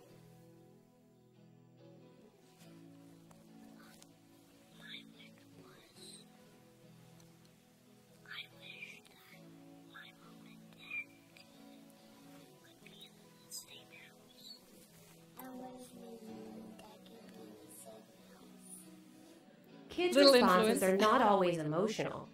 Sometimes they appear as physical symptoms. I get stomach aches when I get stressed out. That and like it feels like heat flashes, kind of like I'm hot, and then I'll be like back to normal, and then like it'll be another flash of heat like through my body, and I cry a lot. I can't go to bed. Like it's like I drink a can of soda, kind of. And like it just triggers a chain of bad thoughts. There are several pitfalls that parents need to avoid as they help their kids through the changes in the family. The first of these is fault. Kids often think they created the situation that caused their parents to split up. So I feel like I caused the fight because I was the one first to be yelled at. I was the one who mostly got yelled at. And those times I felt like I caused the fight. I think it was our fault because I think it was we were fighting and they got in a fight. I think we just got them stressed out and they just started fighting with each other. Sometimes I feel like I caused them to break up because kids are a big responsibility. And I just put too much pressure on them, they couldn't handle me, so they just broke up and didn't really want to be with each other because of me. The second pitfall is the most difficult place for a kid to be, stuck in the middle with affection for both parents, but also pressure from each. Sometimes I feel like I'm stuck in the middle because we're talking to him and then mom's yelling at us to get off and our dad is telling us to stay on. It's confusing. I think when the two parents are fighting with each other, that they are putting the children in the middle, and that they are like confusing on what side to go on and who they are really supposed to be with, but when they care about both of them. I feel like I am the kid in the middle because a lot of the time when my dad has letters come in from the government talking about child support or custody issues, my dad always asks for my opinion, and my mom does the same thing when my dad brings her into it. And I feel like whenever I answer them honestly that it's not right or the answer that they wanted to hear. Kind of hard too because I'm gonna have a stepdad, so I'm gonna be in between those two, my mom and my dad. I really like that she doesn't make us feel stuck in the middle like that. The third pitfall after fault and stuck in the middle is adultification. That's a big word that means kids are taking on tasks and responsibilities normally handled by adults. This isn't a healthy position for a child. Kids need to be kids. I do feel like I'm the grown-up a lot of times because basically with my dad's work, I had to fend for myself sometimes, like make myself lunch at age 6 or things like that. I just so my dad can like hang out and I do all of his stuff. So I'd be like super nice and stuff. I went to with my grandma and my cousins. They like would help me out here and everything. It really sucks when sometimes you have to help take care of your siblings because they're struggling so much. When my mom and dad were still together, they'd fight a lot, and my little brother would always ask, you know, what are they fighting about? And I didn't necessarily want to explain it to my brother because I didn't want my brother to grow up with that, but he did.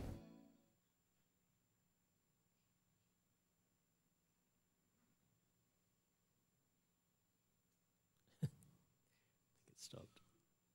Stopped? Is that how much is on it? I think that's it.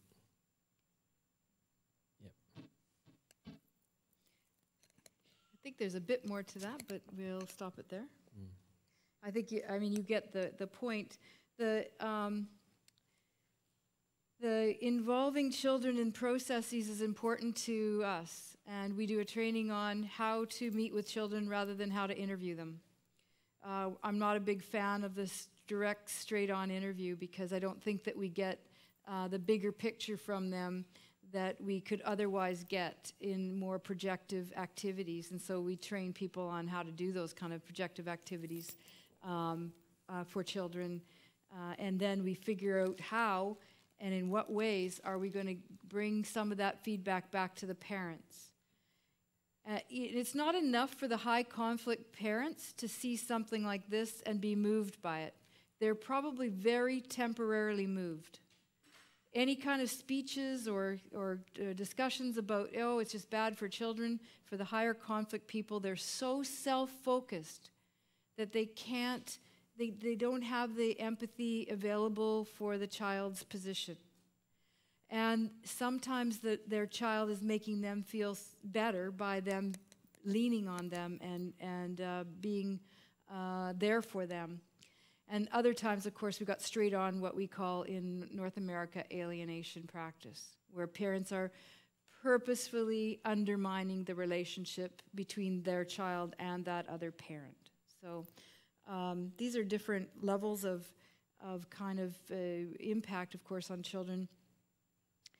I don't think we should stop trying to tell parents that they're impacted, but I think there's sort of different ways to go about doing it. So with your cooperative folks, these kind of videos work fairly well. With the parallel next level up group, yeah, not too bad either. They can kind of see bits of it that kind of are useful. For when you get down into the two orange bubbles, you're kind of talking to the wind. Like they're just not available to hear it. They may pick up a little bit of what you say, but create more conflict over it than not. In fact, say, well, that's what she does, that's what he does, I don't do that, that's not me. And I see a lot of children that are stuck in those positions. What are you doing with them? That's one of the questions, of course. Some of you, I don't know, some of you are probably child therapists or people who work with children in a counseling realm. And some of you are assessor people, and some are probably maybe in the beginnings of thinking about being a mediator or somebody like that in that kind of a role to help create parenting planning. Regardless of what you are doing, I think children's voices count, and how we get that voice forward really counts, so that they're not put in worse positions.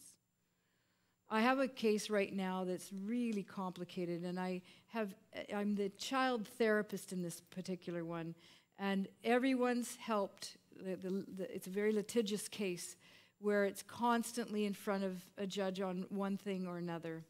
And I've been able to get the child's counseling separated out from the process so that she just has a space to come to that's just hers. I can't ask her anything direct, and I know it. The reason I can't ask her anything direct is that she feels so much pressure after every time I meet her to go back to her mother, and because the mother will interrogate and interview and try and find out, and then the mother will phone me within seconds of the session and say, she told you these 3 things, and she doesn't like being at her father's house, and don't you know, and why aren't you listening, and all that kind of a pathway.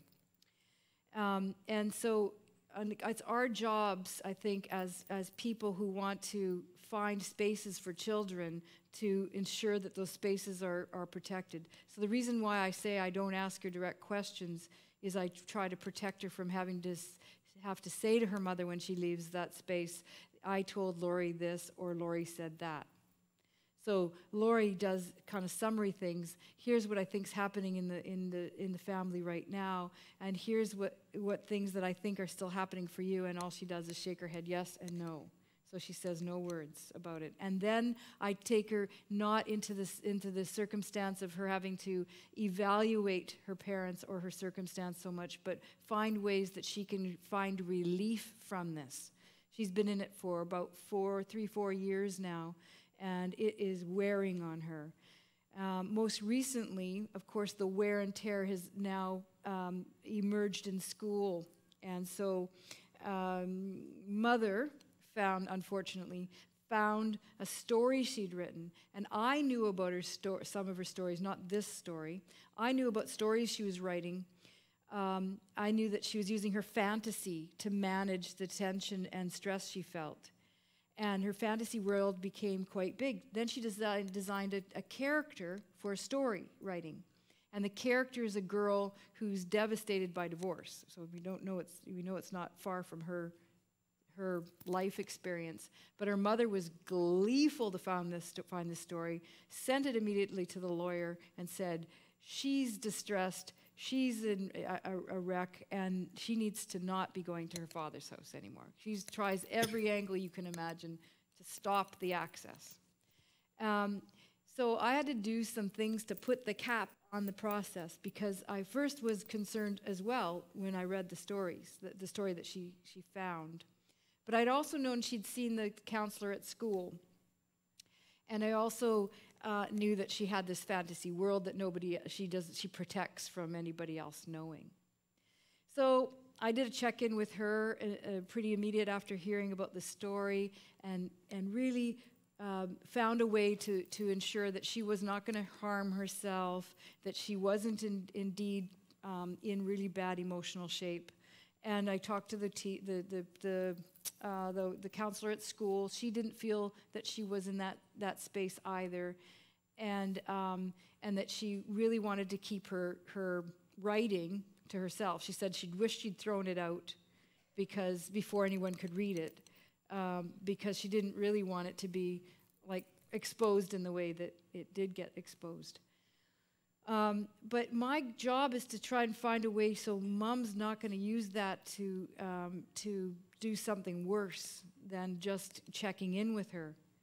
And so I ended up writing a summary to the lawyers and then putting a cap back on mother's communication with me, because she was sending about 20 emails a day. So this is the kind of personalities we have, where they're relentless. And you are not listening, and you're not doing your job, and you are going to be seen as a person that is not, supporting and protecting my child's best interests or my child's safety. So doing the safety checks on these things and putting the cap on it, and then putting the cap with the lawyers saying, I'm no longer receiving these until there's another legitimate concern that's different than this one. I will hear legitimate concerns, but I'm not going to keep a part of that process with that mom. Both parents knew about it and were involved in it and so on, meaning that I had each one come in to talk to me about what it was that she did. So it's not like it was only one-sided either. So anyway, the lawyers are helping me. Sometimes they help you, sometimes they don't, but they are helping me by keeping the parents from her space, her clinical space. Because sometimes you can't do anything but give space. And to tell somebody, a little person or a young person, that you know what's happening, that you understand it, you know it, and here's some strategies for you to get distance from it. Okay, so the first thing that we just wanted to look at in terms of the impact of separation on children is some research that Paul Amato did that identified that the normative outcome of separation on children is not devastation. So not all children are devastated by their parents' separation. And I use that language with my clients very, very early in my mediation processes, that really, that if we can do good work together, that there is no reason why your separation should have a lasting impact on your child. And to give parents hope that if we can find a way of working together and doing good work together and making wise decisions, that resilience is the normative outcome for a child, not devastation. There's a woman in New Zealand who wrote a book about resilience in children, and she suggests that we practitioners use a hand and identify 5 adults who can be good supports to the child other than mum and dad. So resilience, that person's book suggests that if there can be 5 adults in the child's life who are positive influences, then resilience is more likely. And that's what I say to my clients. I say, let's find some more adults who will be good for them. Their football coach, their dancing instructor, their school teacher, their grandparents, all sorts of people like that who can have a positive influence on the child, where the child could go and talk to them and not feel that they are in some way telling tales about mum and dad. They're just finding someone who can walk a journey with them. So, however, there is also for some children, resilience is not the normative outcome. And we're talking about the children, as you'd expect, at the bottom end of our circles, the orange and the kind of red-orange cases, where conflict and purposeful destruction of the other parent is the norm, and we know for those children that we need to be worried for them and their future. And so there is the likelihood of adjustment difficulties, there is the likelihood of achievement difficulties, and there is the increased likelihood of relationship difficulties.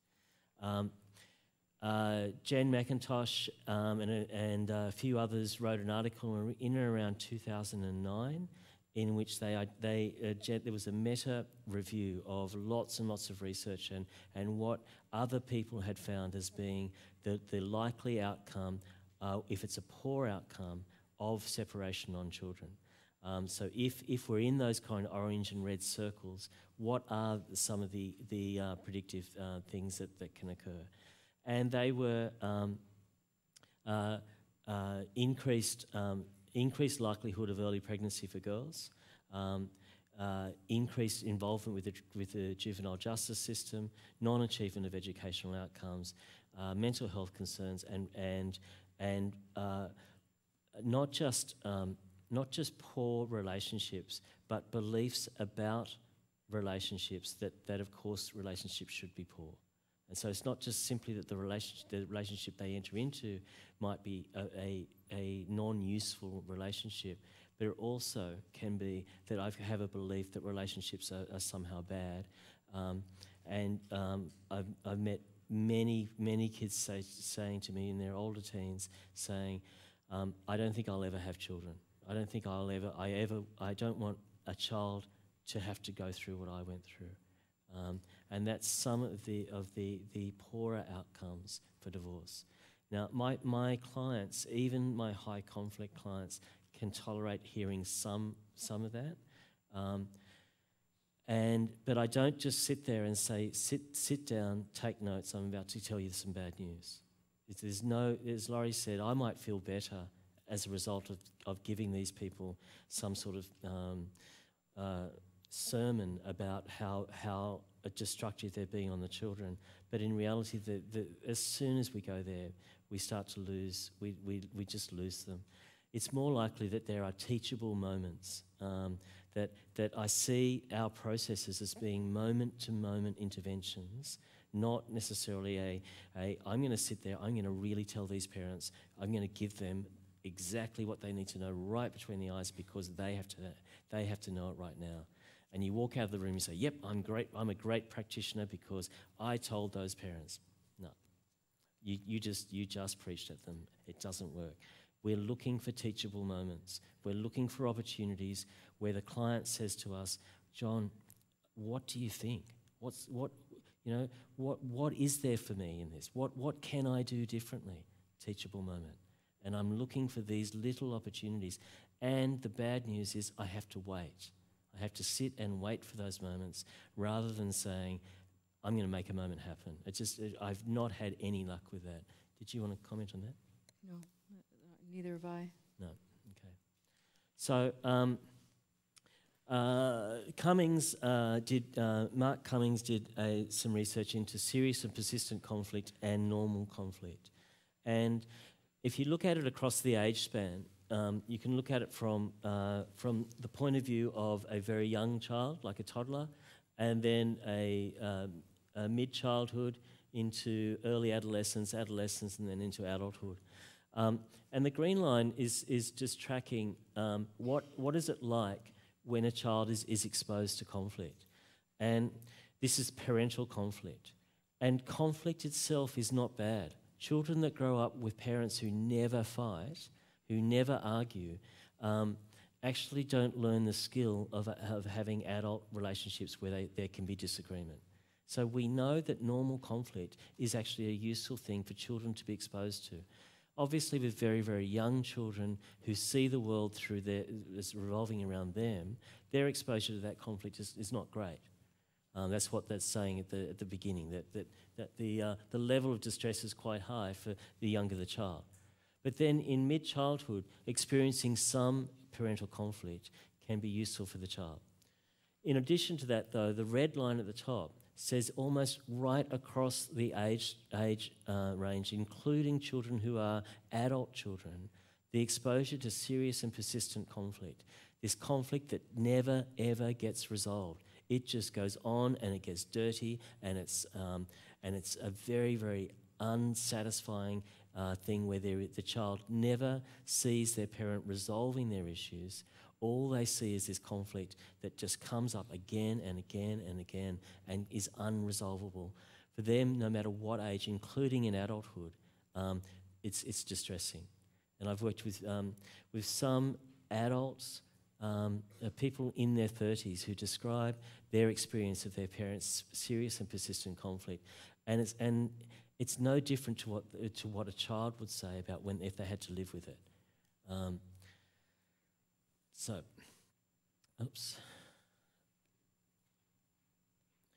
Toxic stress. Did you want to do that one? We've got time. Do you want to see it?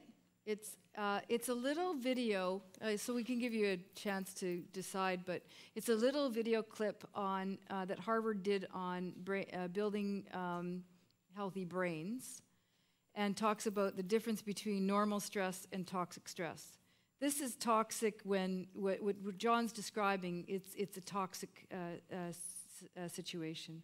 And actually, I would say, in addition to what I said earlier about creating a space for a child in a clinical way, if you can't create that space, don't even see them, because it actually can make it worse. Because each parent is pulling on them, and you end up becoming part of that conflict.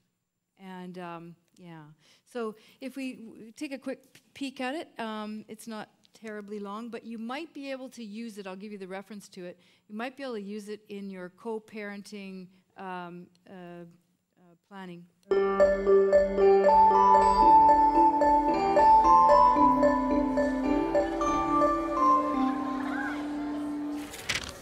Science tells us that the experiences we have in the first years of our lives actually affect the physical architecture of the developing brain.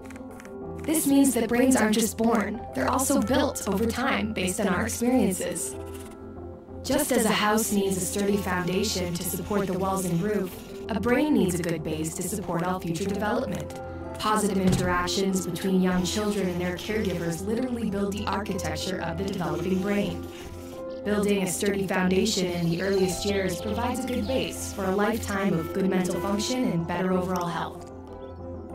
So just how is a solid brain foundation built and maintained in a developing child? One way is through what brain experts call serve and return interactions. Imagine a tennis match between a caregiver and a child, but instead of hitting a ball back and forth across a net, various forms of communication pass between the two. From eye contact to touch, from singing to simple games like peekaboo. These interactions, repeated throughout a young person's developing years, are the bricks that build a healthy foundation for all future development. But another kind of childhood experience shapes brain development too, and that's stress. Good kinds of stress, like meeting new people or studying for a test, are healthy for development because they prepare kids to cope with future challenges. Another kind of stress, called toxic stress, is bad for brain development. If a child is exposed to serious ongoing hardships like abuse and neglect, and he has no other caregiver in his life to provide support, the basic structures of his developing brain may be damaged. Without a sturdy foundation to properly support future development, he is at risk for a lifetime of health problems, development issues, even addiction. It's possible to fix some of the damage of toxic stress later on, but it's easier, more effective, and less expensive to build solid brain architecture in the first place. One of the things that sturdy brain architecture supports is the development of basic emotional and social skills, an important group of skills which scientists call executive function and self-regulation can be thought of like air traffic control in the child's mental airspace. Think of a young child's brain as the control tower at a busy airport. All those planes landing and taking off and all of the support systems on the ground simultaneously demand the controller's attention to avoid a crash. It's the same with a young child learning to pay attention, plan ahead and remember, and follow lots of rules. Like all of us, kids have to react to things happening in the world around them, while also dealing with worries, temptations, and obligations on their minds. As these demands for attention pile up, air traffic control helps a child regulate the flow of information, prioritize tasks, and above all, find ways to manage stress and avoid mental collisions along the way. Having this ability is a necessity for positive and level mental health. Developing effective air traffic control, overcoming toxic stress, and building solid brain architecture are things kids can't do on their own. And since strong societies are made up of healthy, contributing individuals, it's up to us as a community to make sure all young people have the kinds of nurturing experiences they need for positive development. To build better futures, we need to build better brains.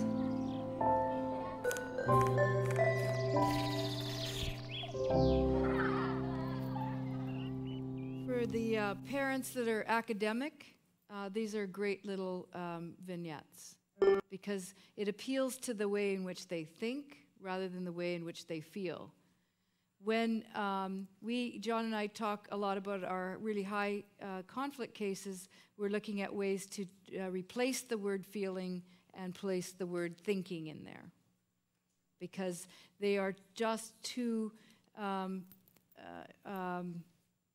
triggered and sensitized to the idea of feeling about things. So it might be useful. There's a whole bunch of them, actually, that Harvard did, and there's a whole bunch of different ones that you might choose from on the wellness site. So one of the things that I've found is useful with parents is the use of good old Maslow's hierarchy. And most parents have heard of it. They kind of know, everyone kind of knows the bottom one and the top one, and then forget all the ones in the middle. And the hierarchy talks about right at the bottom, the physiological needs of the child, and then the safety needs, then the social needs, and then the esteem needs, and then at the top, self-actualization. And what I see how I use this with parents who are relatively high conflict is they often come into my processes wanting to change the time arrangements in some way. I want more time with my kid. I I want my child to be with me more. My child needs me more, blah, blah, blah. I point that out as being something that fits in the middle zone, that social needs zone. And I say, what is the role of a parent here?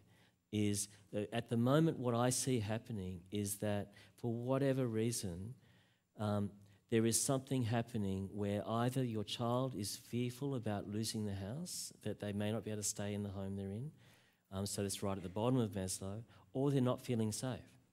And what you would like to say to your child is, you're okay, the house is fine, and you're going to be safe. But that is just asking the child to move from where they are to where you are at that green zone, the social needs zone. I say basically the pathway for your child to move into that zone is that you need to come down into their zone, meet them where they are, and then walk with them back up the hierarchy into the zone, into that social needs zone. And I can do that graphically. I can draw it on a whiteboard. I can show them what I'm talking about, a little kind of dot lines coming down into one zone, helping the child to actively understand why they don't feel safe, and inviting the parent to ask the child what they need in order to feel safe, before we can then talk about making changes to the time arrangement. And so it might be that you have allegations of abuse that are in one of your cases, and there is a narrative that the child is holding that their parent has been in some way abusive towards them. And we want to say it's not true. We want to deny that. But at the moment, the child is holding on to that belief that my parent is, in some way, has been abusive towards me. What I think needs to happen is the parent needs to come down into that safety zone and say, I want you to be, more than anything, I want you to feel safe when you're in my care. And so let's talk about how you can feel safe, so that then we can talk about you spending some time with me. Rather than saying, no, it's just all garbage, I'm not going to get there. I've used that quite effectively with some parents. Admittedly, as you say, the parents need to have an academic understanding and a tolerance to be able to sit with the concepts of Maslow.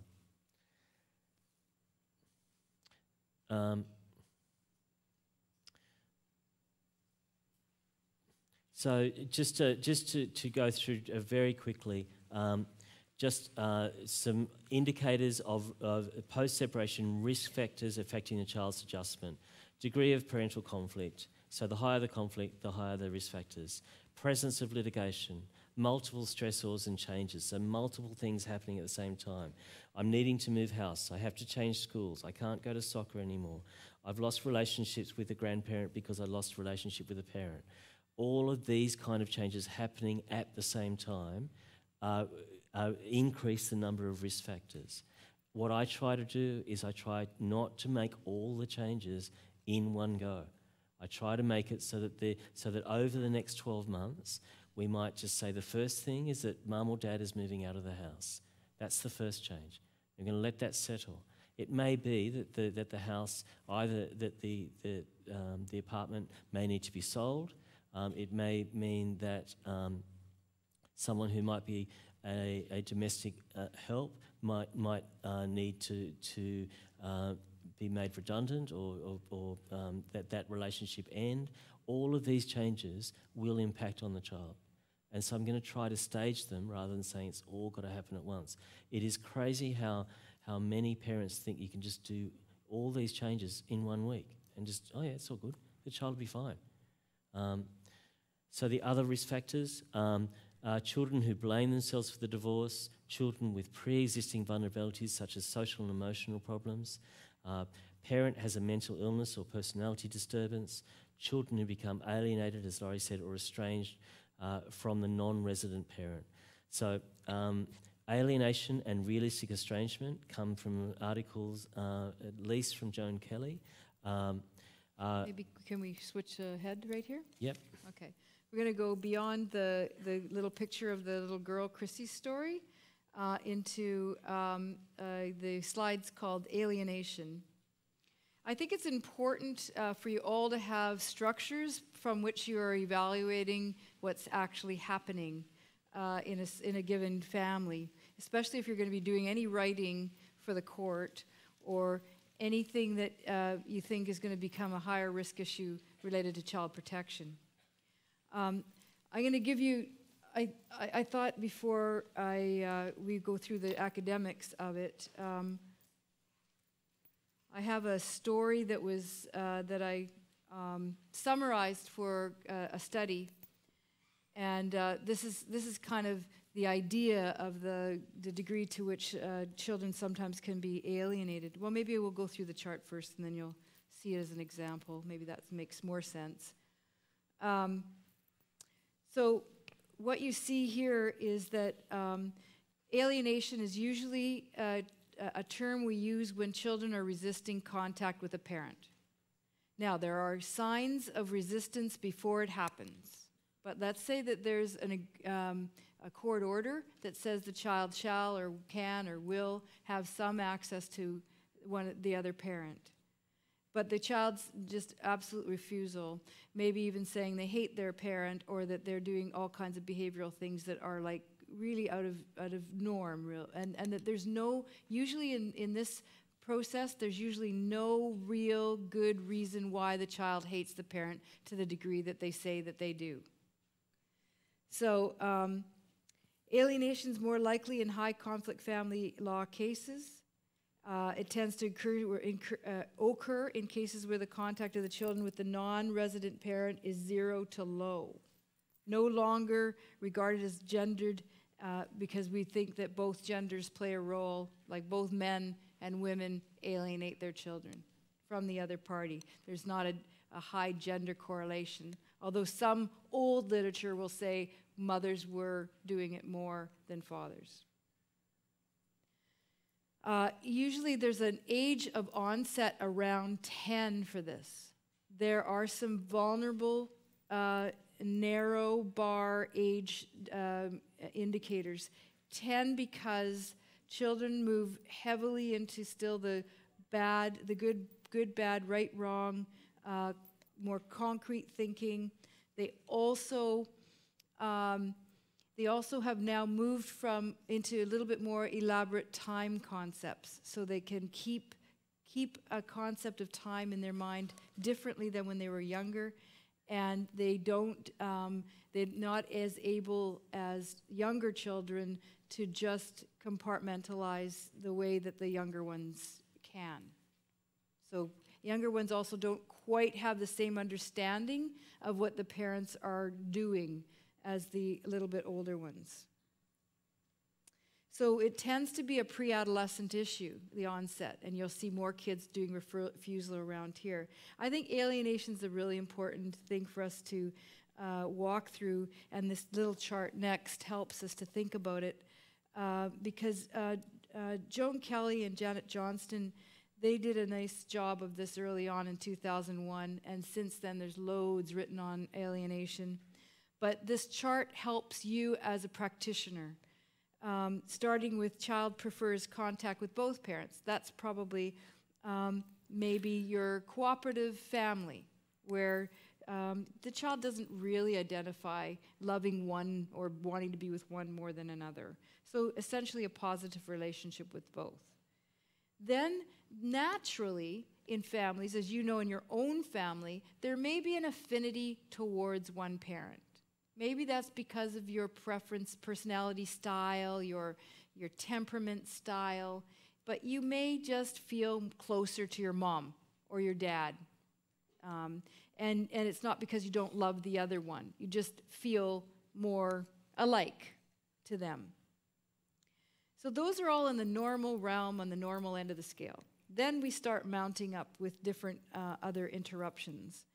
Then we have some children that end up having an ambivalent relationship, and the child really does end up preferring one parent over another, and that can be kind of just more aligned. And sometimes family systems have had some things happen in them where children feel more aligned with one of you than the other, because not just because of personality or style, but because of other things that have gone on dynamically in family, let's say. And then you go down the path here, and this is the next element would be being estranged from one of the parents for a good reason. Estrangement was used as a term to say there's good reason why this child is not wanting to have access or contact to that parent, because there's good reason to believe the child was harmed, hurt, maybe the parent is highly insensitive, doesn't do a really very good job of attending emotionally or sensitively to that child. Maybe they're harsh disciplinarians. Maybe they're have super high expectations of the child, unrealistic, super high expectations of the child, let's say. And from that we say, that's realistic. Why would the child feel aligned with that parent or want to be with them that much if they feel hurt, harmed, undermined, or made to feel they're not good enough? So, and then out at the very end of the scale, they put child rejects one of the parents or resists at least contact with one, and they have no ambivalence. They don't have days where they kind of like their parent, whereas the realistic estranged ones, sometimes they even feel like maybe they could have contact. But the alienated from one person becomes a pathological pathway down this path. And it is extreme. And to see these alienated kids, it's really bizarre, actually. Some of them have almost no reason that they can give you why, like no realistic reason why they don't want to have access or contact with that other parent. And this is why, if you're a clinical person in this room working with children, that having projective activities and staying away from the direct interview is so important, because you do get another slightly other story from them about their other parent if they don't feel like they're being directly asked.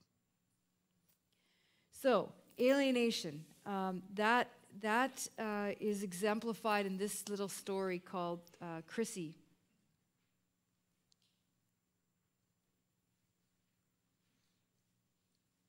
I just have to find her again.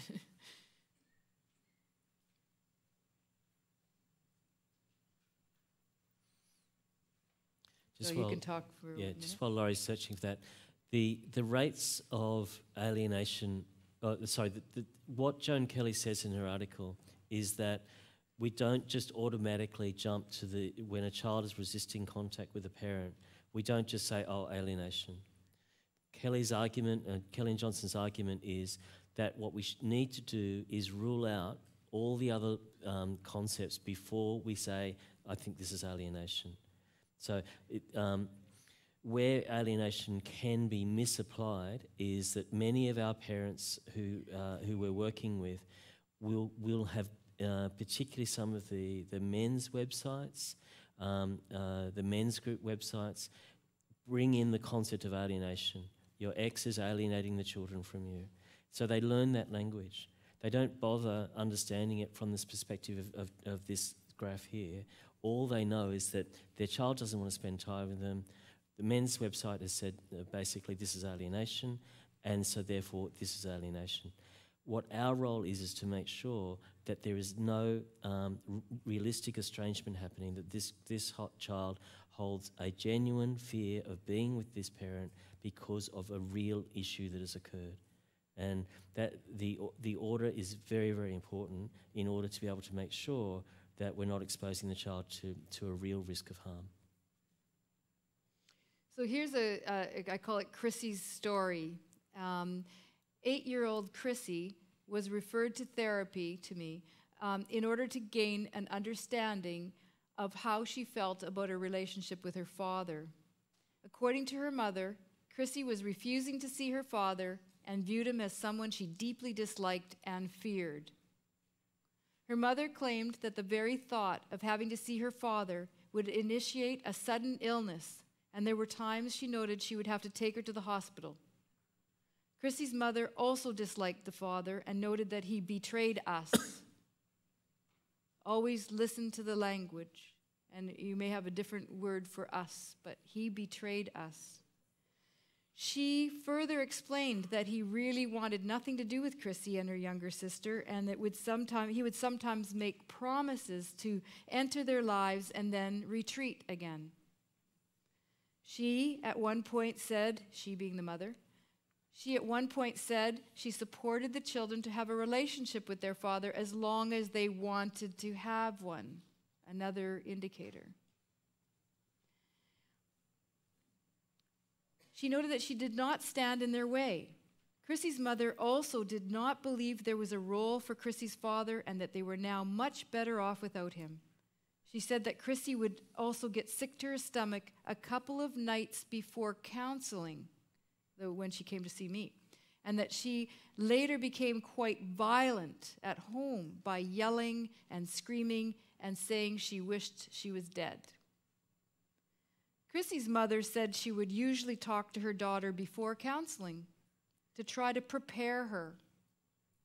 She said Chrissy was very afraid of attending to see me and was particularly afraid of me, Lori.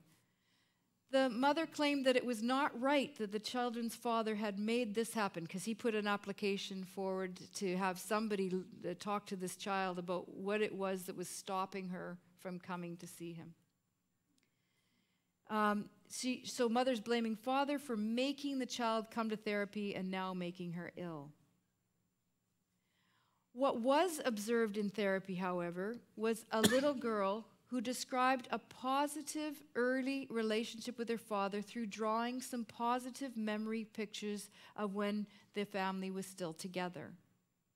She appeared to have a sense, but very brief sense, of the family breakdown problem as lying between her parents, because she actually drew some pictures, some series of pictures about them having the argument and it not being about her and her father or her and her mother. She later drew pictures of them arguing. The pictures had argue bubbles, you know those bubbles? And while she and her sister tried not to listen. So Chrissy provided these talk bubbles above the figures in the heads of her drawings, and the child figures tried to provide messages back to the parents. She was calm and engaged during counseling and appeared happy to express herself. She noted that she might want to see her father, but the last visit when her parents fought in front of her and her sister was scary, and she did not want that to occur again because, in the end, her mother called the police. At the end of the session, I made the mistake of talking to Chrissy's mother in kind of a general way, and I let her know that Chrissy did not seem to be afraid in the session, and there seemed to be some opening around her interest in maybe seeing her dad. Wrong. Just wrong to do this. The next session, Chrissy's mother brought 3 pictures, apparently drawn by Chrissy while at home. One picture was of her father hanging from a tree and being cut up by a knife with words on it like, "Go away." Another picture depicted her father drowning, with sharks attacking him and eating him with the words, "I hate you," written on the page. And, wait for it, the third picture was of me, Lori, hanging from a tree, saying, "I'm scared of you and I don't want to come to counseling anymore, and I never want to see my dad again." Chrissy, when I talk to her, I say thank you to the mother for the pictures and think, oh gosh, oh boy. Chrissy says that she drew the picture. She was very, very, very strongly saying, yes, no, I really drew the pictures. She did. And that she was firm that she never wants to see her father again. So although she had these early happy memories accessible to her in the projective kind of activity of the drawings early on, they get reconstructed very quickly. And so essentially this was not going to go very far and did not go very far. And the mother stopped bringing the child. So Constructed and co-constructed memory is a very common thing in high conflict situations where one parent is absolutely on the path to say, I don't want to have the child have any contact. Normally it's about the parent not having the ability to cope with it. But in these cases, some of them are extraordinarily difficult to undo.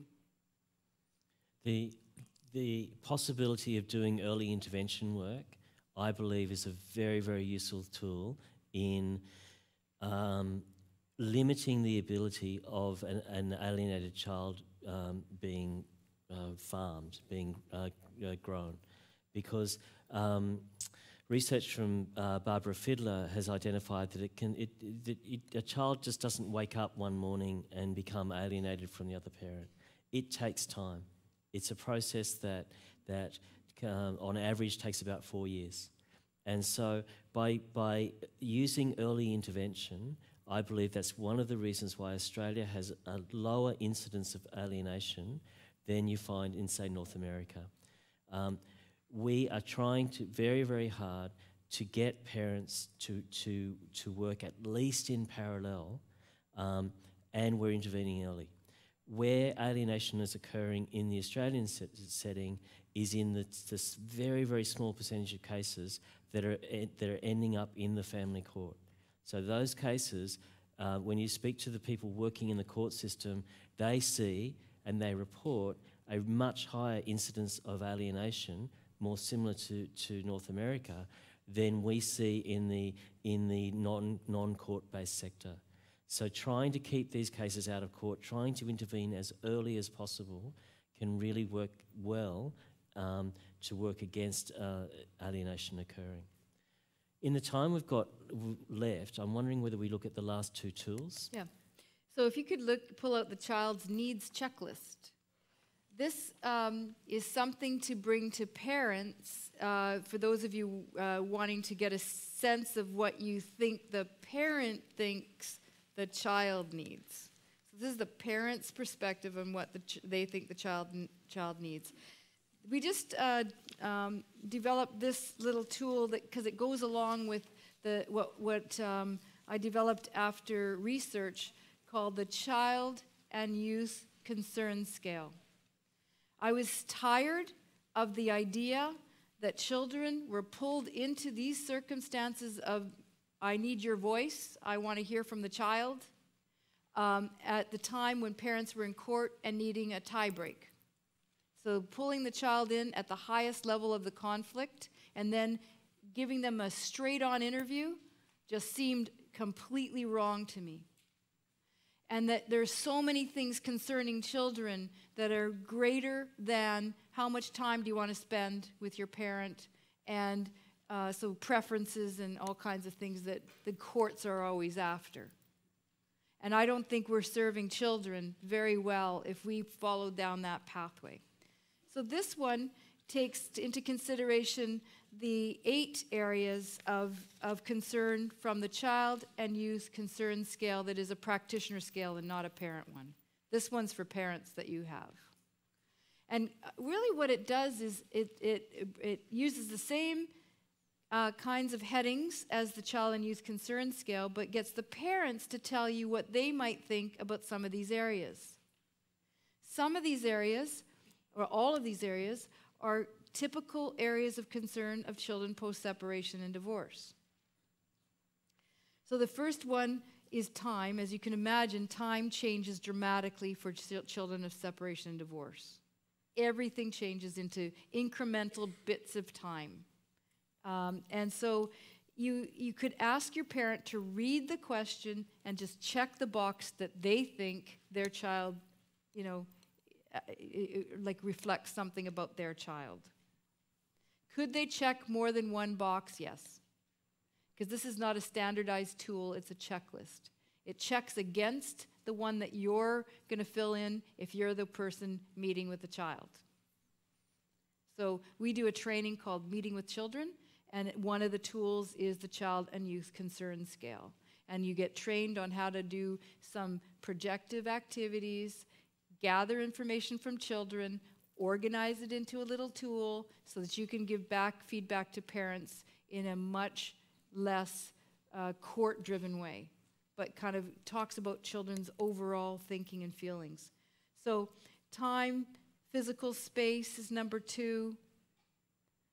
So physical space, we'll just say, can include things like the physical living space, the adjustments to the new or old space they were in, like houses, apartments, bedrooms, personal possessions, all that kind of thing that are more like their stuff, because they have to actually reorganize all that too when they're going back and forth. Emotional space is the kind of feeling states that are going on for the child, and they may have both good and bad in these areas, by the way. So that's why we added some good and bad things to think about for parents to look at. But what a predictive tool. When they walk through this and they look at the description, and then they think about their child for a minute, and then they have to pick one of these things, it does bring them back to thinking about the child without you providing a speech.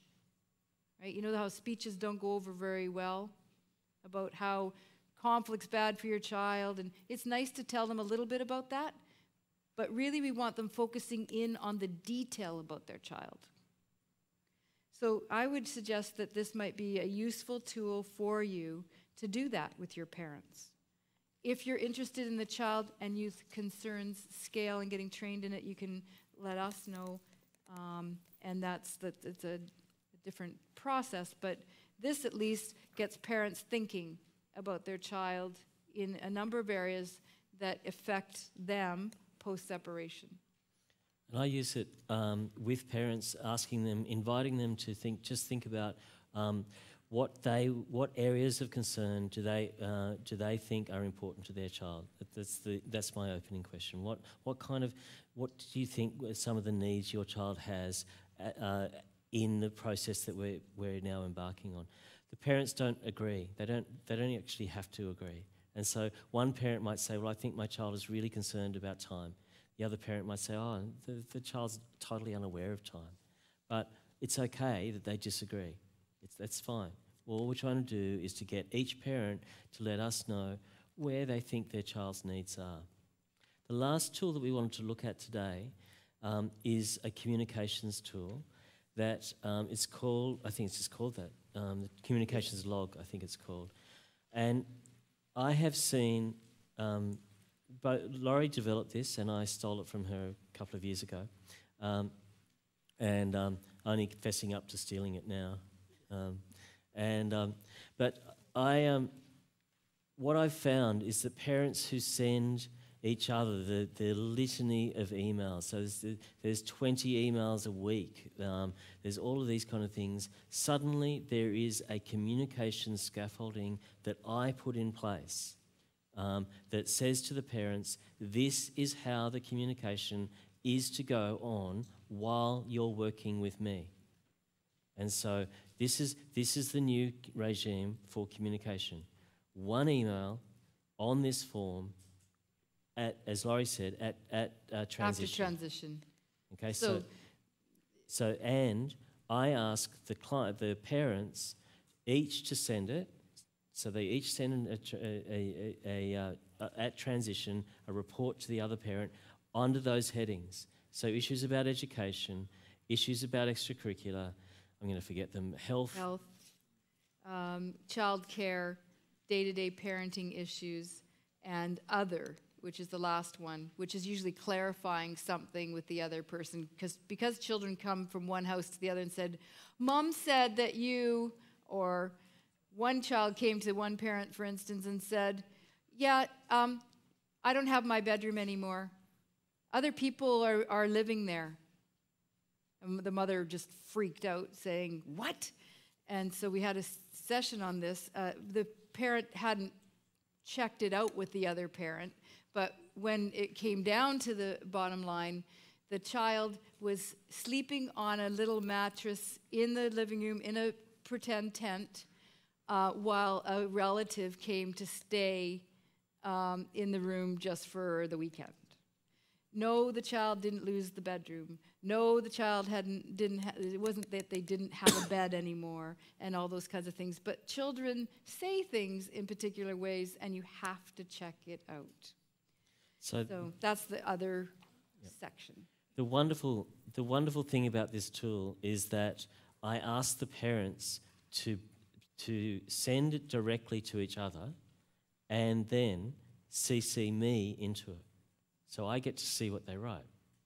And what I found is that the email that might have started off with something that is quite destructive, that might say, "You stupid," insert swear word. Next time you send the children over, make sure you include there's some clean clothes so I don't have to wash them all myself. It might have been like that. Gets transformed to, because I'm seeing it, to, "Dear Mary, I noticed when you packed the bag for little Johnny last week that you may have forgotten to include some clean clothes. I would really appreciate it if next time you could include some clean clothes for me." And they get sickily sweet, like very, very, very nice emails, which almost makes you want to vomit because they're just they're just so hard to read, not because they're awful, but because they're so sweet. But they start behaving themselves. Has it changed their attitude towards each other? No. But what it does is Contains them. They know that I'm seeing it, and so therefore they're on their best behaviour.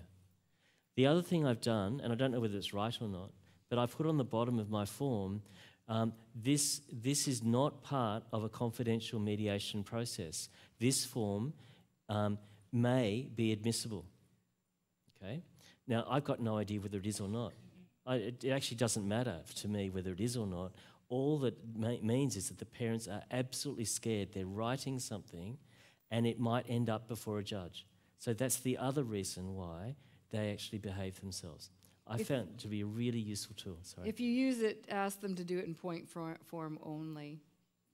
And keep it only to the topics that are listed in the section, like school includes a project, a homework update, a social issue, whatever. It has to fit into one of those categories, not about them or something personal or interpersonal, like from a parenting point of view, or criticism of parenting. Now, in the time we've got left, there was a few other questions that were brought, and I'm wondering whether now's a good time to go to those. Thank you very much for the inspiring sharing and presentation. So up next, we are pleased to open the floor for the Q&A section, and I have already 3 questions on hand. So for the first question, for the parents who were abused by their partner, they may have loss of fear, resistance, or trauma when developing new parenting relationship.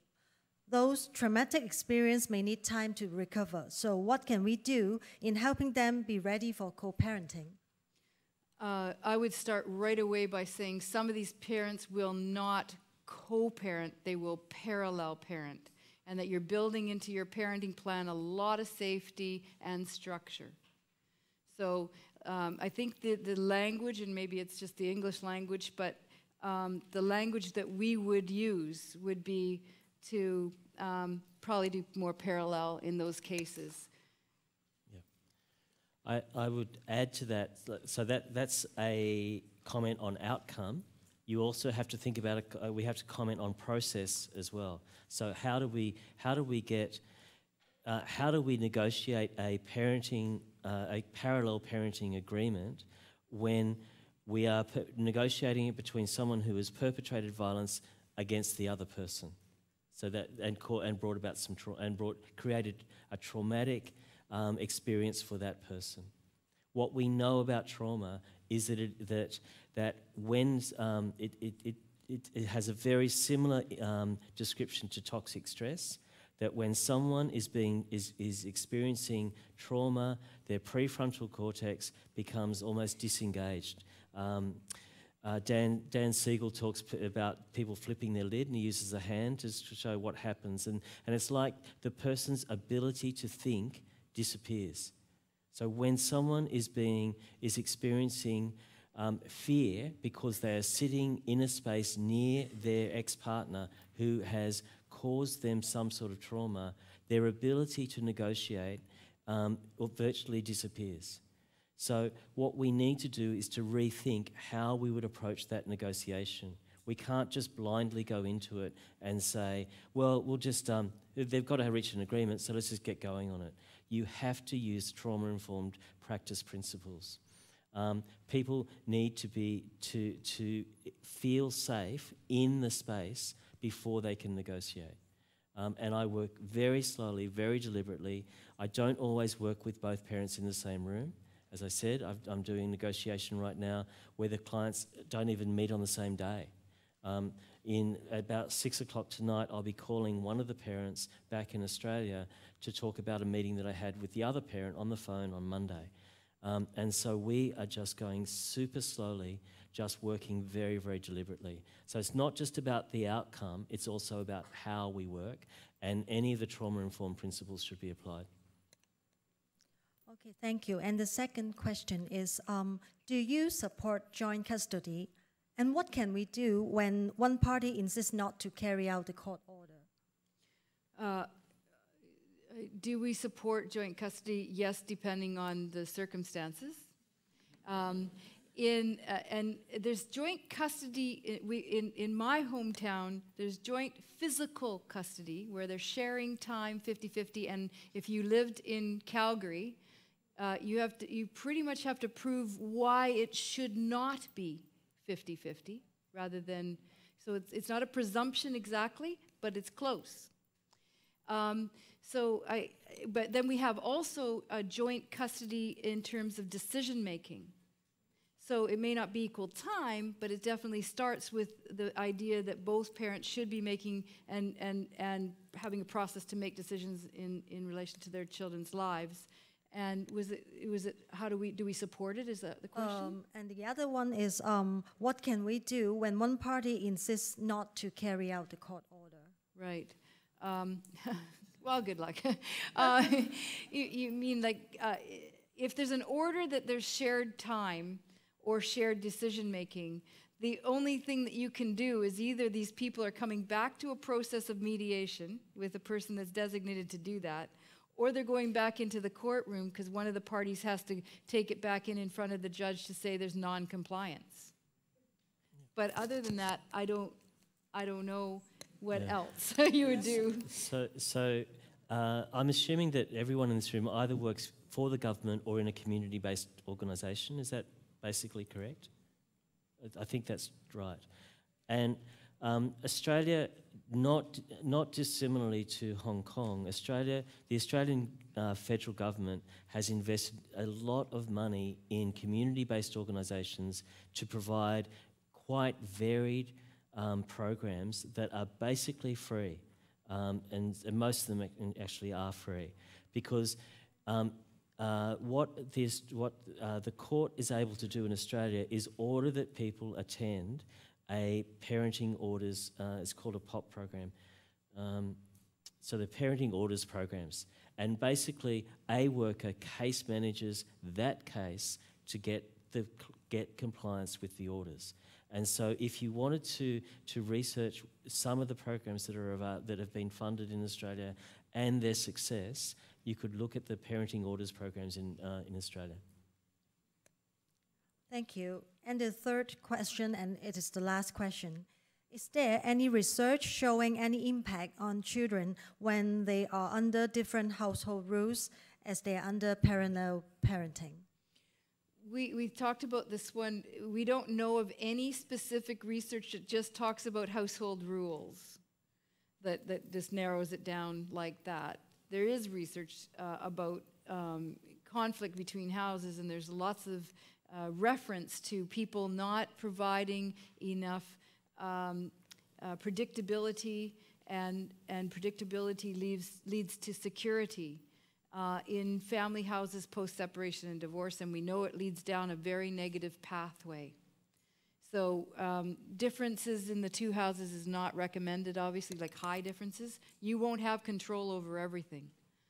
So you can try to influence that through academic ways, I think, would be one of your better approaches, especially, I think especially in some ways in Hong Kong, you're well known for your academic and value in terms of school and getting children through at their top levels that they can get through with. And I think that this would be just an approach, I think, to take to show that if you do not have something similar, then you're going to get lower outcomes academically and socially.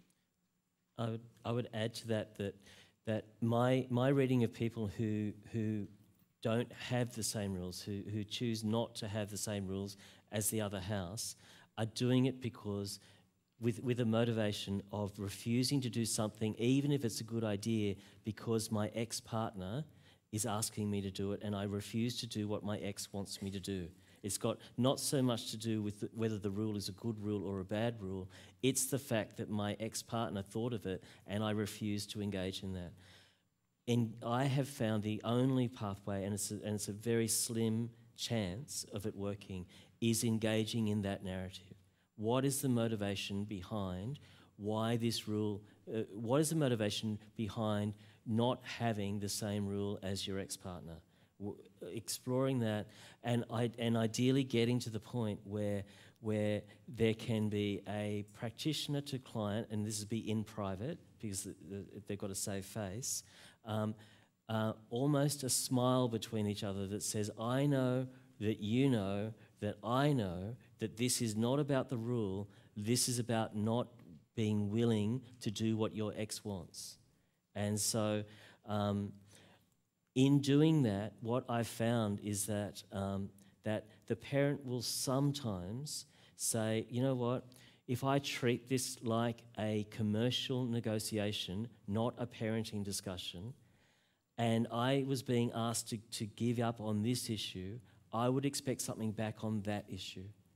And I've found that there is more success in negotiating it like a commercial negotiation that says, what do you need in order to agree to this? Is it good child-focused mediation? No. These people aren't child-focused. This is simply saying we need a rule, and what's wrong with this rule? What do you need to agree to it? And I found more success in doing that. Thank you very much, Dr. Laurie Yasnick and Mr. John Graham, for sharing your journey with us. The insights into this most important topic really inspire all of us here. So again, please give a big clap to our two guest speakers. Thank you. May I also thank you very much for all of your active participation in this seminar. I do hope you enjoyed today's program. Please remember to check your personal belongings and put the feedback form inside the box at the reception counter before leaving the venue. So have a very good evening. Goodbye.